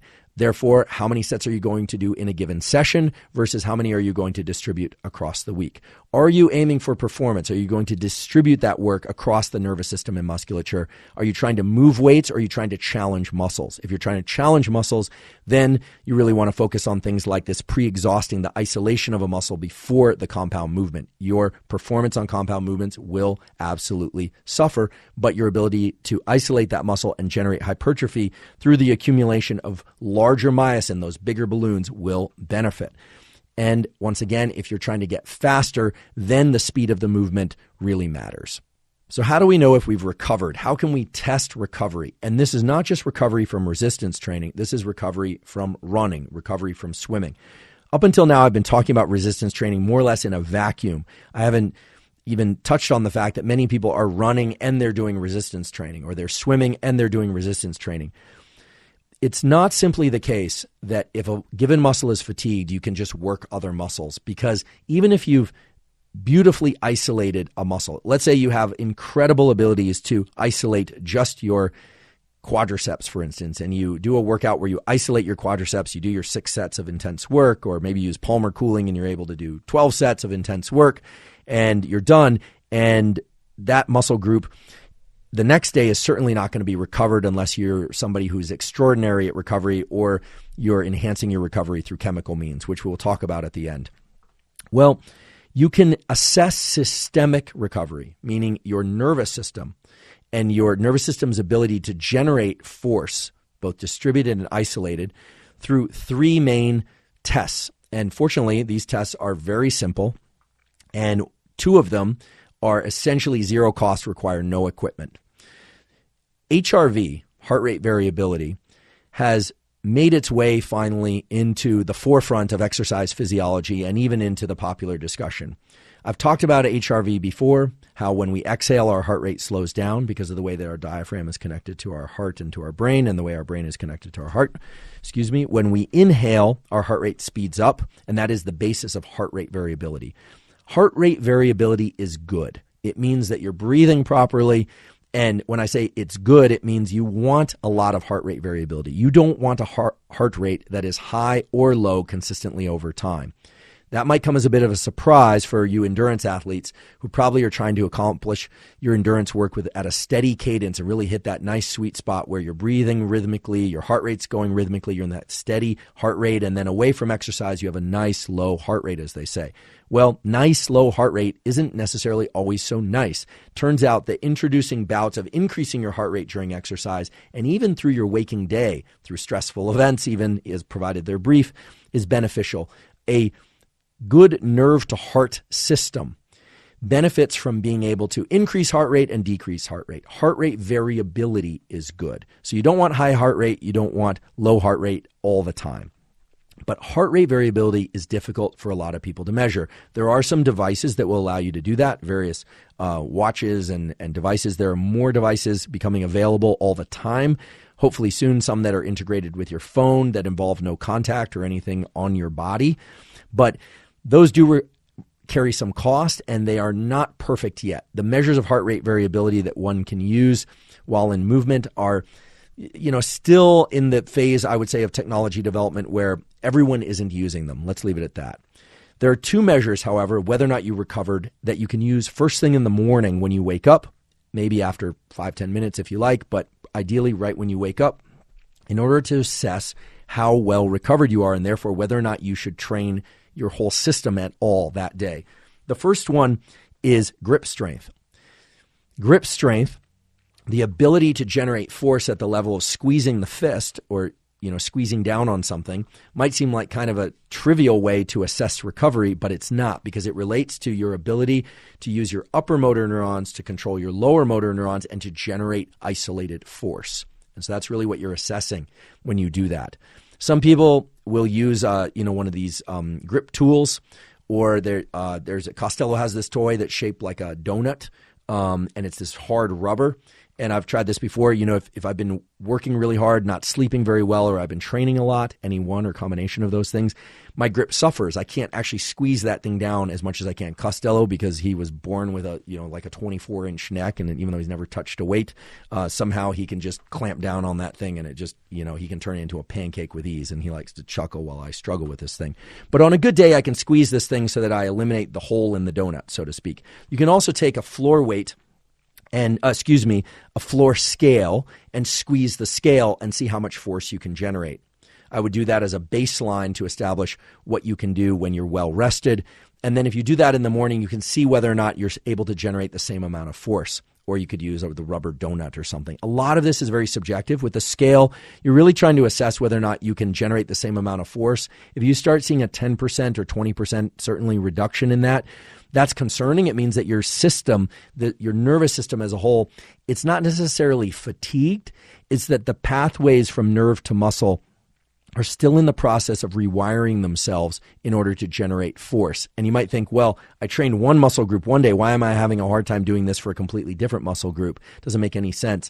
But there's something about the upper motor neuron to lower motor neuron pathway generally that allows you to use something like grip strength as a kind of a thermometer, if you will, of your ability to recover. So look for your ability to generate force in grip when you first wake up. It's not going to be as good as it is at 3 p.m. after a cup of coffee and a couple meals, but that the point isn't performance overall. The point is to assess whether or not you're getting better, worse, or the same from day to day. The other one that's really terrific and that Andy Galpin's group is using, and I'm delighted about this because it relates to something that my lab's very excited about as well, is carbon dioxide tolerance. So this is a really interesting tool that endurance athletes, strength athletes, I think can all benefit from. In fact, athletes and people of all kinds. Even if you're not an athlete, even if you're not exercising at all, there's a good question of whether or not your system as a whole is doing okay or not. We rely on the thermometer. Do we have a fever or not? We rely on subjective things.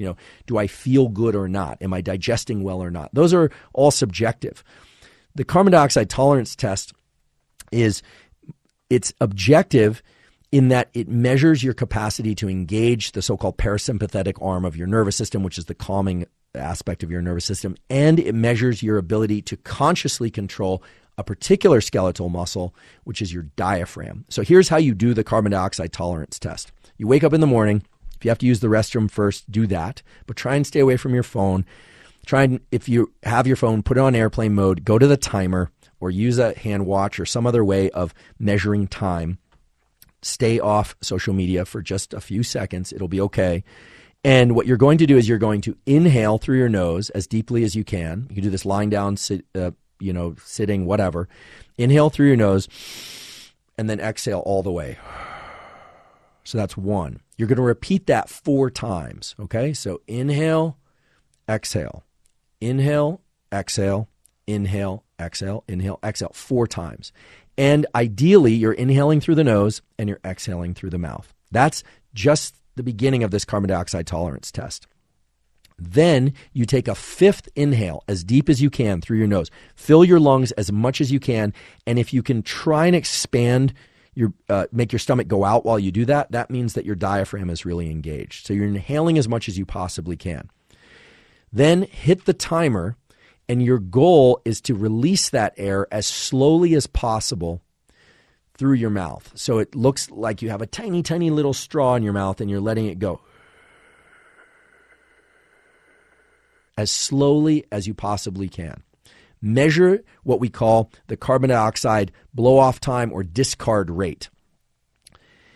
I know you can all sit with lungs empty after you eliminate all that air, but don't lie to yourself. Don't stop the timer when you've been sitting with your lungs empty for a while. Stop the timer when you are finally no longer able to exhale any more air. Okay, so you do inhale, exhale, inhale, exhale, inhale, exhale, inhale, exhale slowly.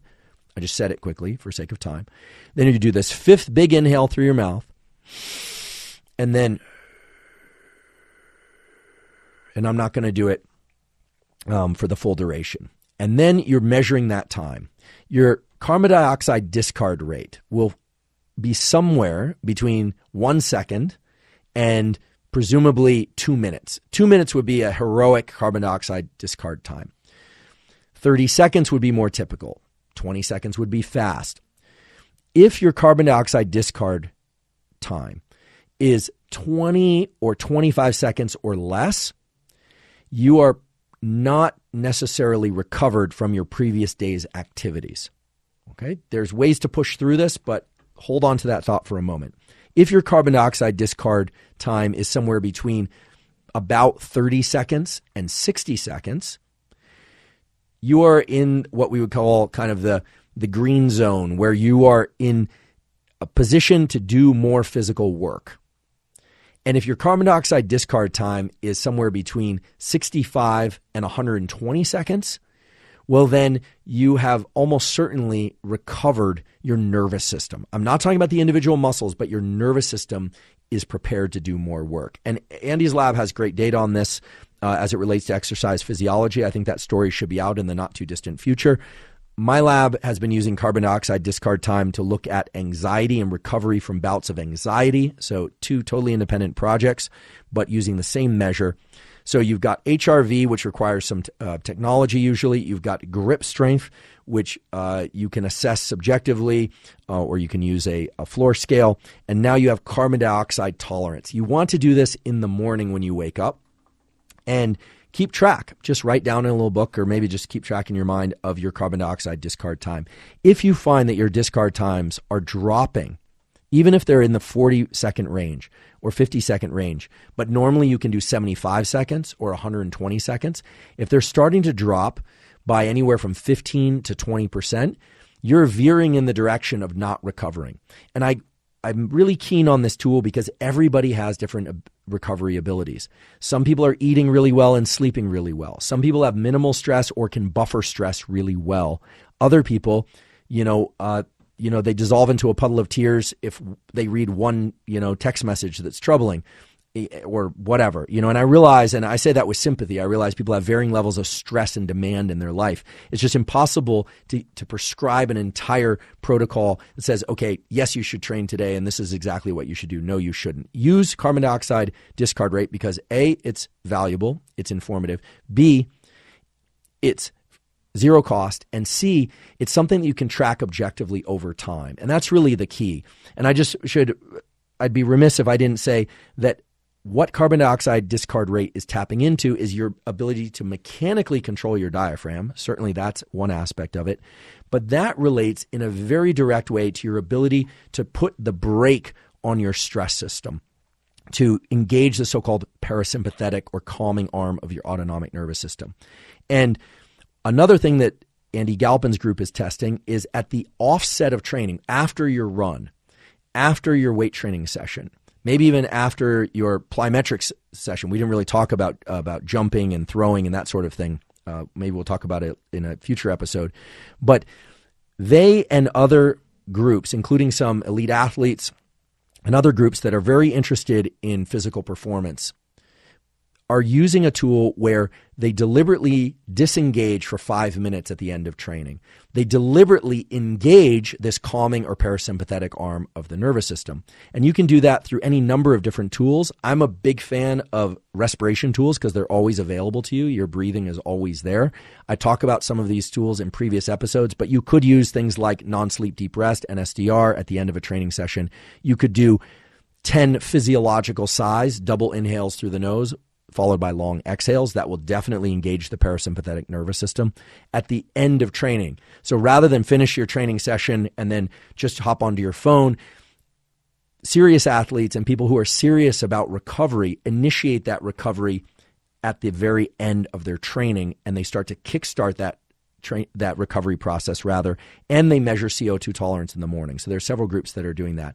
In fact, I know several groups, because I'm working with them, that are using physiological size between sets in order to recover their nervous system and maintain nerve to muscle contractibility, maintain focus throughout their training session, enhance their focus by doing a few physiological sighs. So double inhale, exhale in between sets. So they're getting very focused and very intense about their strength work or explosiveness work or muscle isolation work during their sets. And then in between sets, they're deliberately disengaging the nervous system and then they're re-engaging it again.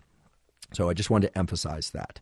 So recovery is a complex process. It's got a lot of things, but the CO2 tolerance test should be a valuable tool. Now, another tool for recovery that people are very excited about is the use of cold and the ice bath. And this is important if you are somebody who uses cold through cold shower or ice bath or jumping in a lake or a river, whatever it is that you use to generate cold as a recovery tool. You should be aware that there are data starting to emerge that if your goal is recovery or strength improvements, using cold within the 4 hours following a workout, I'm not talking about Palmer cooling. I'm talking about whole body cooling or cooling from the neck down. Yes, it will reduce inflammation. Yes, it will reduce the amount of delayed onset muscle soreness. One readout of how intense or damaging a given workout was, not the only readout. But it does seem to interfere with some of the things like mTOR pathways, the mammalian targeted rapamycin pathway, and other pathways related to inflammation that promote muscle repair. Remember, and muscle growth. Remember, stress, tension, and damage are the stimulus for nerve to muscle connections to change and for muscles to get bigger, stronger, and better. And so if you're getting into the ice bath after training or taking a really cold shower after doing resistance training, you are likely short-circuiting the improvements that you're trying to create. Now, athletes who are trying to recover quickly so that they can get back into more training sessions, or let's say you're somebody who doesn't really want to gain much strength or hypertrophy, and you're mainly focused on endurance and you want to do more endurance work and you've been weight training, well, then exposing yourself to cold can be beneficial, but you're not going to get as great of benefits from the resistance training.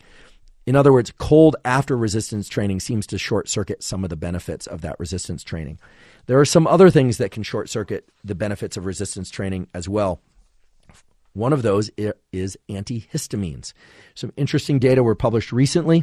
I believe it was in Scientific Reports, yes, that showed that antihistamines can prevent some of the benefits of cardiovascular exercise, of endurance type work, so running, swimming of fairly long duration, or even sprint type work, as well as inhibit some of the processes associated with resistance training. Remember, resistance training or endurance training, that's a stimulus for stress, and the adaptation to that stress is how you get better, that you can run further, faster, lift more, weight, hypertrophy the muscle, etc. So antihistamines can be a problem. Obviously, don't compromise your ability to breathe completely, but antihistamines generally work by blocking what are called mast cells, M-A-S-T. Mast cells are really interesting cells that we'll talk about in our month on neuroimmune function. They travel in the bloodstream, and they're these little packets that burst open at sites of inflammation. Muscle damage and inflammation is a signal that something needs to change. And so taking antihistamines, it appears, can disrupt some of that inflammatory process. So you actually want inflammation during and immediately after a workout. Then you want to bring inflammation down later, and I'll mention how to do that. The other thing are non-steroid anti-inflammatory drugs. You know their trade names. These are painkillers that many people take.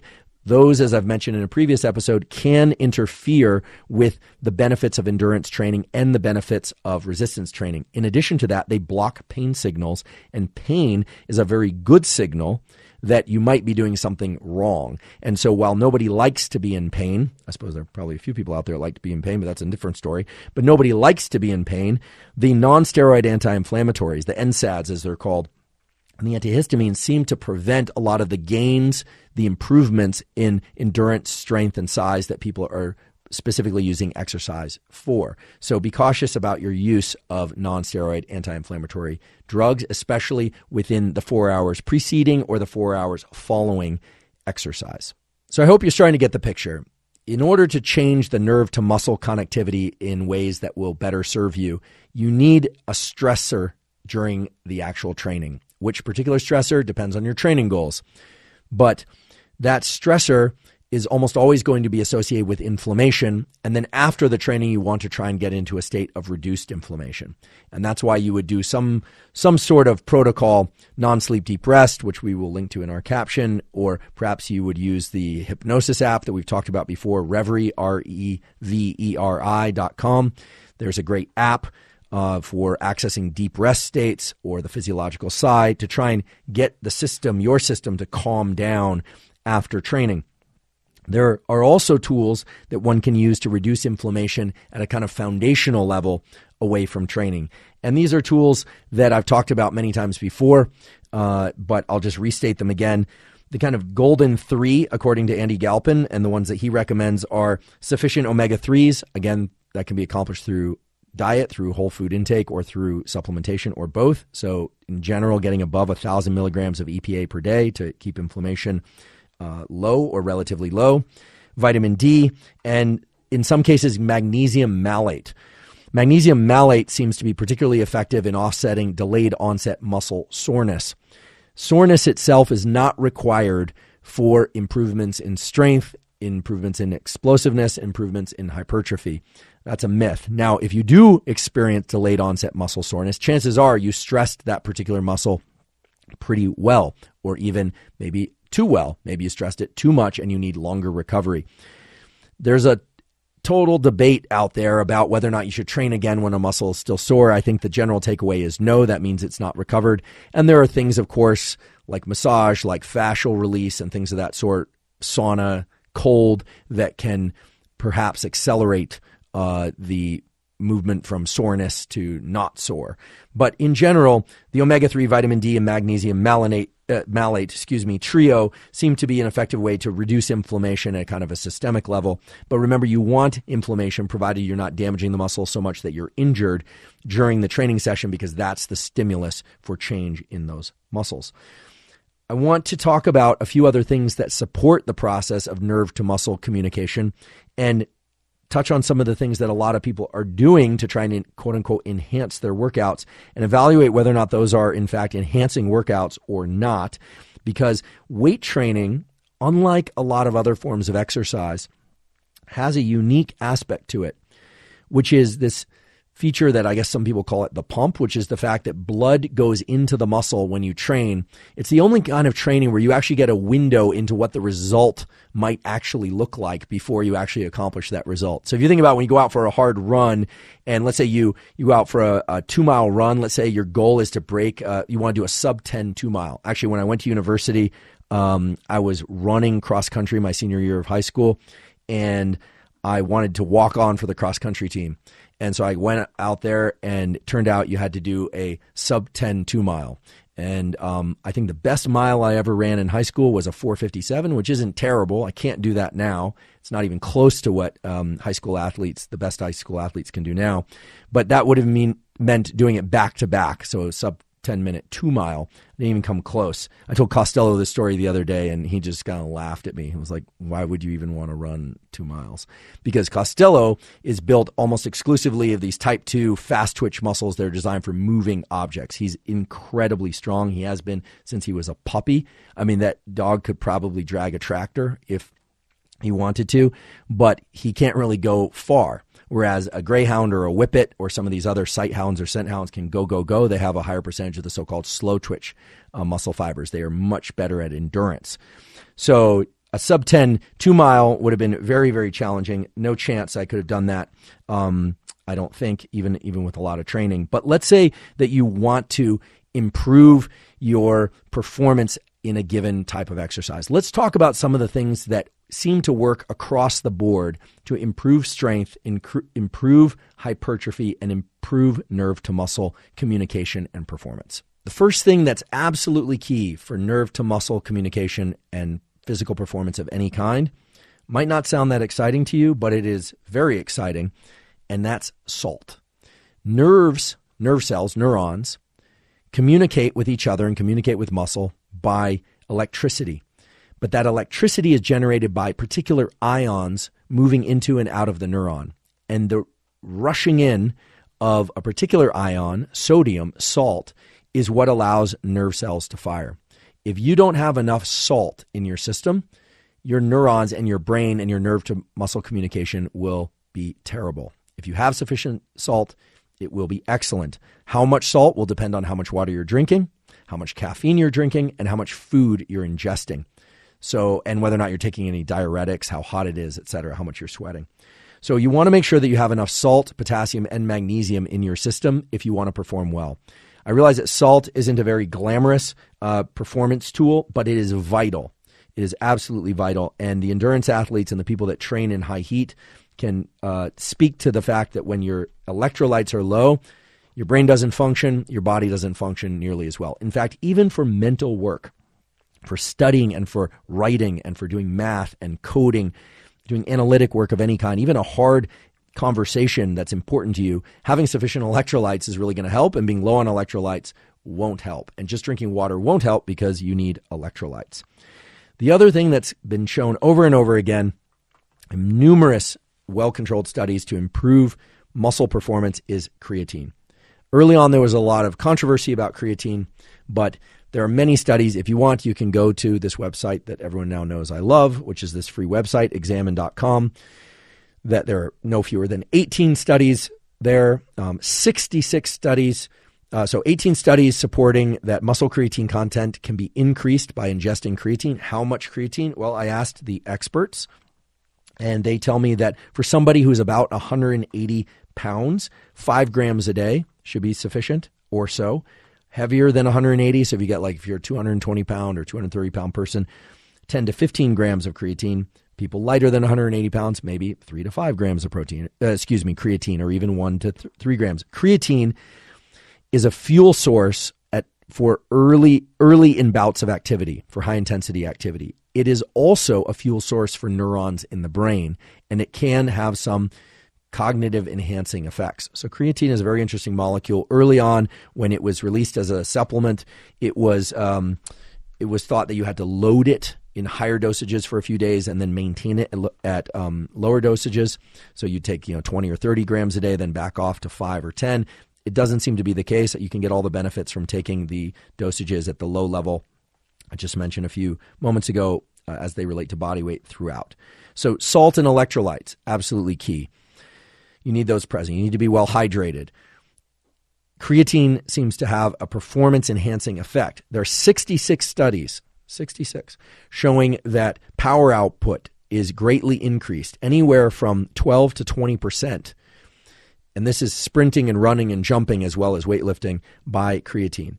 The ability to hydrate your body is improved by creatine because of the way that it brings more water into cells of various kinds. As an indirect effect, it can help increase lean mass because of the way that it brings more water into muscle, and probably also because of the way that if you get stronger, you can generate more force and generate more hypertrophy. It reduces fatigue. 7 studies have shown that it reduces fatigue. There are even some interesting effects on improving cognition after traumatic brain injury, although that's a serious medical condition and situation, so you absolutely should talk to a board-certified physician before adding anything or taking anything out of your current regimen. There are a few other effects that are interesting and notable, but the big ones are the ones that I referred to before about increased power output, etc.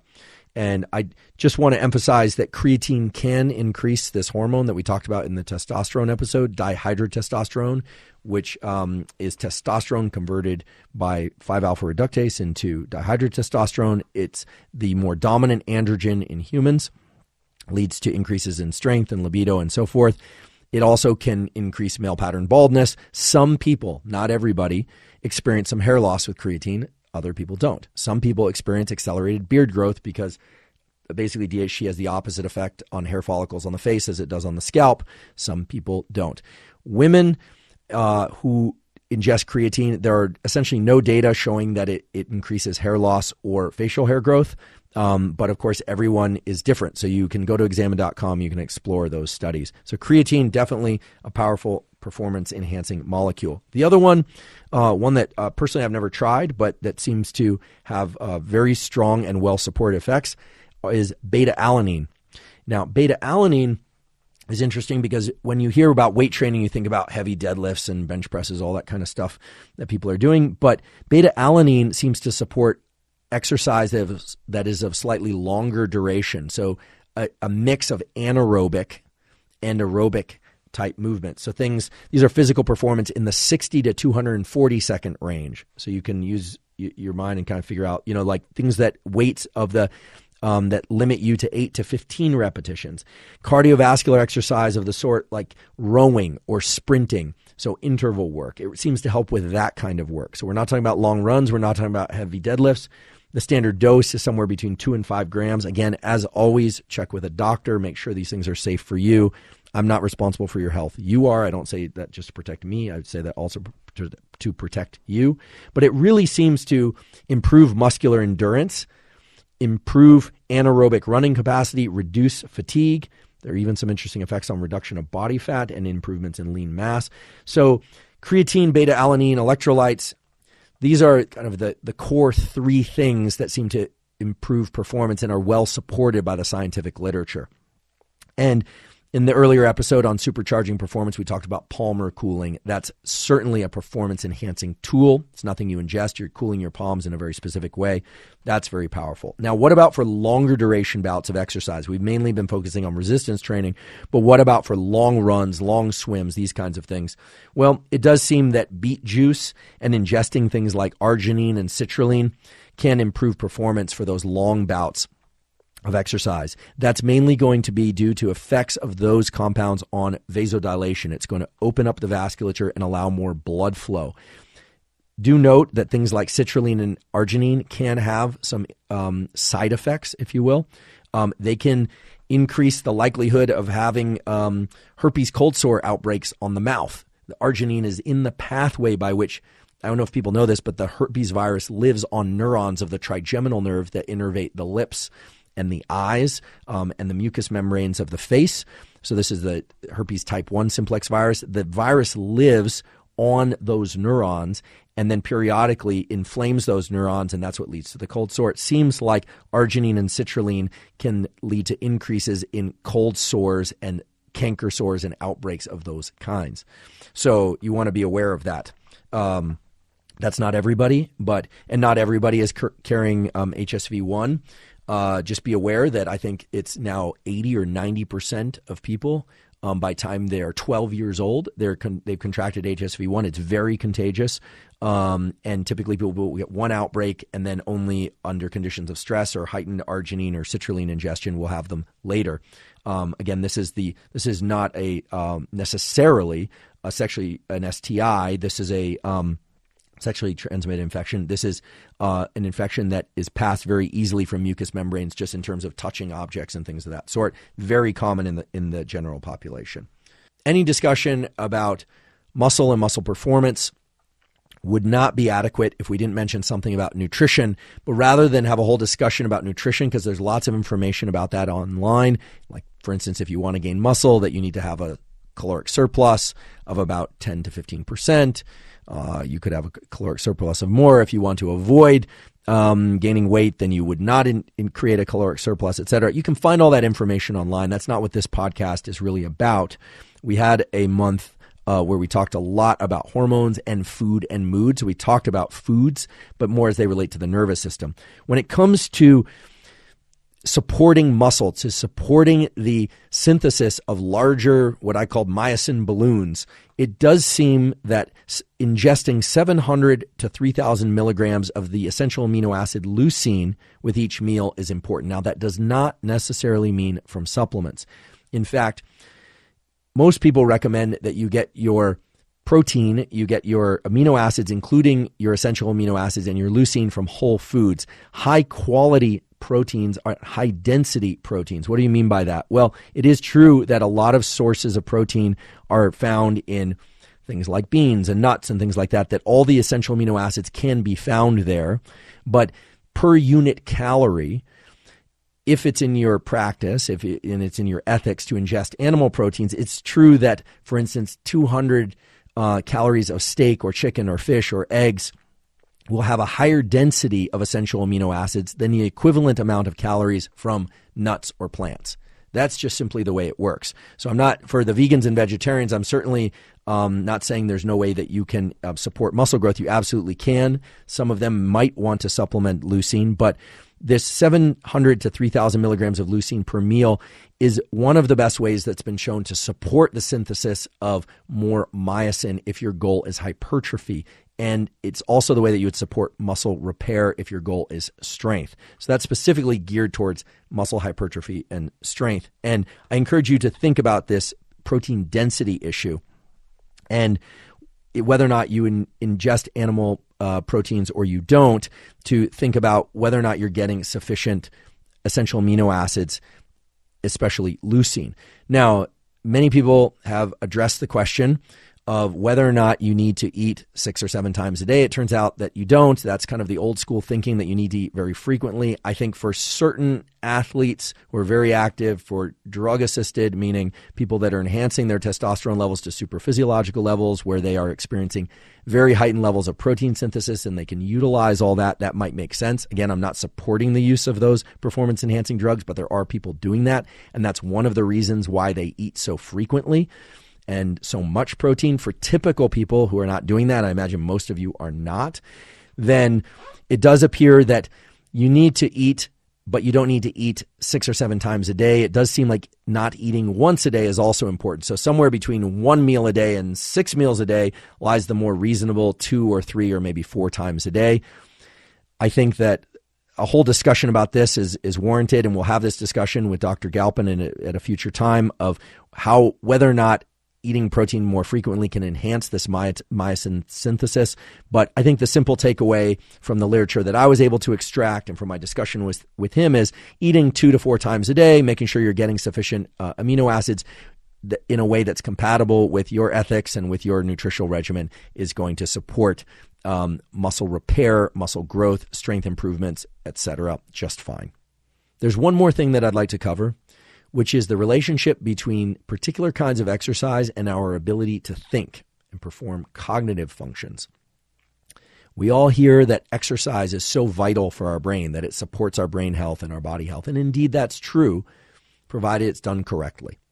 However, many of us are familiar with the experience of going for a run or going for a swim or working out hard in the gym and then not being able to use our brain, to be essentially useless for cognitive functions for the rest of the day. I discussed this with Dr. Galpin this morning, and I learned something very interesting, which is that hard bouts of exercise, of the sort where you're training near failure or you're generating focused muscular contractions for a session that lasts anywhere from, 30, 45 minutes, maybe 60 minutes, or a long run where you're engaging in some interval training during that run, after exercise, there's a reduction in oxygenation of the brain. So there's actually a quite significant dip in the amount of oxygen that your neurons are getting and therefore your ability to think. So it's important that you control the intensity and the duration of your training sessions so that you're still able to do well in life and lean into life the way you need to, because I'm guessing most of you are not in a position to just prioritize your physical training. You also need to use your minds. I'm certainly familiar with wanting to get exercise, but also the requirement of needing to perform cognitive work throughout the day. It also turns out that you can leverage something interesting about exercise and nerve to muscle work in ways that can benefit cognitive function and focus. And it has to do with the way that your body and your nervous system predict bouts of intense focused effort. So let's say you're doing resistance training 2 or 3 times a week, maybe even 4 times a week, and you're doing it consistently at a given time. There are clocks, literally biological clocks within the liver and within the brain that learn to predict that focus and that intense work. If you are trying to get intense cognitive work done, you might try scheduling that cognitive work on the days when you don't do physical training at the same time when you normally would do that intense, focused physical training. Because the systems of the body that generate acetylcholine release and other neuromodulators, the systems of the body and brain that generate focused effort, those are on this sort of clock mechanism in a way that you likely will find that after just a week of training at regular times, you will be able to focus readily on other things when you're not training, provided you do it during the period of time of day when you normally would train. So this is kind of an indirect positive effect. You're harnessing the focus and the expectation of focus in your nervous system for that particular time of day. And of course, we'd be remiss if we didn't talk about time of day for training. Turns out that whether or not you train in the morning or in the afternoon doesn't really seem to matter for sake of things like hypertrophy and strength, etc. Everyone seems to have a time of day that they prefer to train. I've said before, and there are reasons based on body temperature rhythms and cortisol release, that training 30 minutes, 3 hours, or 11 hours after your normal waking time can be very beneficial and can provide a sort of predictability or regularity to when your body will be ready to train and best apt to train well. There is some evidence that training in the afternoon is better for performance, whereas training for body composition changes and strength changes, etc., doesn't really matter when you train. So you also want to make it compatible with sleep, compatible with work. That really gets down into the weeds of optimization. But I think it's interesting to note that if you're going to train at a regular time, you can take the days when you don't train and use that to enhance your cognitive focus for things that have nothing to do with exercise. So this might be writing or reading or music or math, etc. Typically, I restrict these podcast episodes to about 90 minutes, so-called ultradian cycle for learning. Today was a bit longer, and I admit that I tried to pack a lot into this. It is the last episode in this month on physical performance. I figured in this case, more is better, especially since everything is time-stamped for you. You certainly don't have to watch it all at once, and you can come back to it over and over again and to the precise locations in the episode that you like in order to take notes or extract the information that you need. I'd like to point you to Dr. Andy Galpin's page. I highly recommend looking into the work that he's doing if you want more details. He's very, very skilled, excellent communicator. He's superb at what he does. He's a professor. He works with athletes. He works with typical folks in the exercise and muscle physiology world. Brad Schoenfield's work I also have a lot of respect for. I've never met him. I don't know him. There's no paid endorsement here. They're not sponsors or related to the podcast in any way. I just think the work is of very high quality, and they are both on the academic side and the practical side. And of course, there are other people out there doing fabulous work in this area as well. If you like this podcast and you're benefiting from the information that you're learning and you want to support us, the simplest and most straightforward way to do that is a zero-cost way, which is to subscribe to the podcast on YouTube. Click the subscribe button, and to subscribe on Apple and Spotify as well. That really helps us. It helps us get the message about the podcast out more broadly generally, and it ensures that you don't miss any episodes. We release episodes every Monday, but starting soon and from time to time, we release shorter episodes in between. So you're sure to hear about those episodes. In addition, check out the sponsors that we mentioned at the beginning of the podcast. If you like and if you're able to, supporting us through those sponsors is a terrific way to support our production staff and the podcast generally. A zero-cost way to support the podcast is to tell your friends, tell your neighbors, tell anyone that you think might benefit from the information. The way this podcast is set up, the information is batched into 4 or 5 episodes, all centered around a given theme or topic, like hormones, like sleep. So the episodes on sleep, for instance, that were way back in January, or what seems like way back, are still every bit as relevant today as they were back in January for somebody that has challenges with sleep and wants to understand sleep and get better at sleep, or wants to understand their dreams or how to use sleep and dreaming to leverage neuroplasticity and learning. So if you pass information along about the podcast, that's great. We also have a Patreon. You can go to patreon.com/Andrew Huberman. There you can support the podcast at any level that you like. And as always, please put your questions about the podcast episodes and suggestions for future episodes in the comment section. I really do read through all those comments. It takes me some time, but I do read through those. I reply to as many of them as I can, but I do read them, and they're a great way for us to get feedback. On Apple, you can give us a 5-star review if you think we deserve that. And if you want to do all these things, you're welcome to. If you want to do just one of them, we understand. And if you do none of them, we still appreciate that you come here to digest the information about science and science-related tools. In today's episode, I mentioned various supplements, various compounds that, if you deem it right and safe for you, can benefit athletic performance and muscle physiology, etc. We've partnered with Thorne, Thorne, because Thorne supplements, we believe, are of the highest possible stringency and quality. What you see on the bottle is what's in the bottle, and the quality of ingredients that they include are excellent. So much so that they partnered with the Mayo Clinic and all the major sports teams. If you go to Thorne, THORNE.com/U/Huberman, you can see all the supplements that I take, and you can get 20% off any of those supplements, as well as 20% off any of the other supplements that Thorne sells. So if you go to Thorne.com/U/Huberman, any of those supplements listed there, and then if you navigate through their site and you find something else that you like, will be 20% off at checkout. Last but not least, I want to thank you for your time and attention today, and as always, thank you for your interest in science.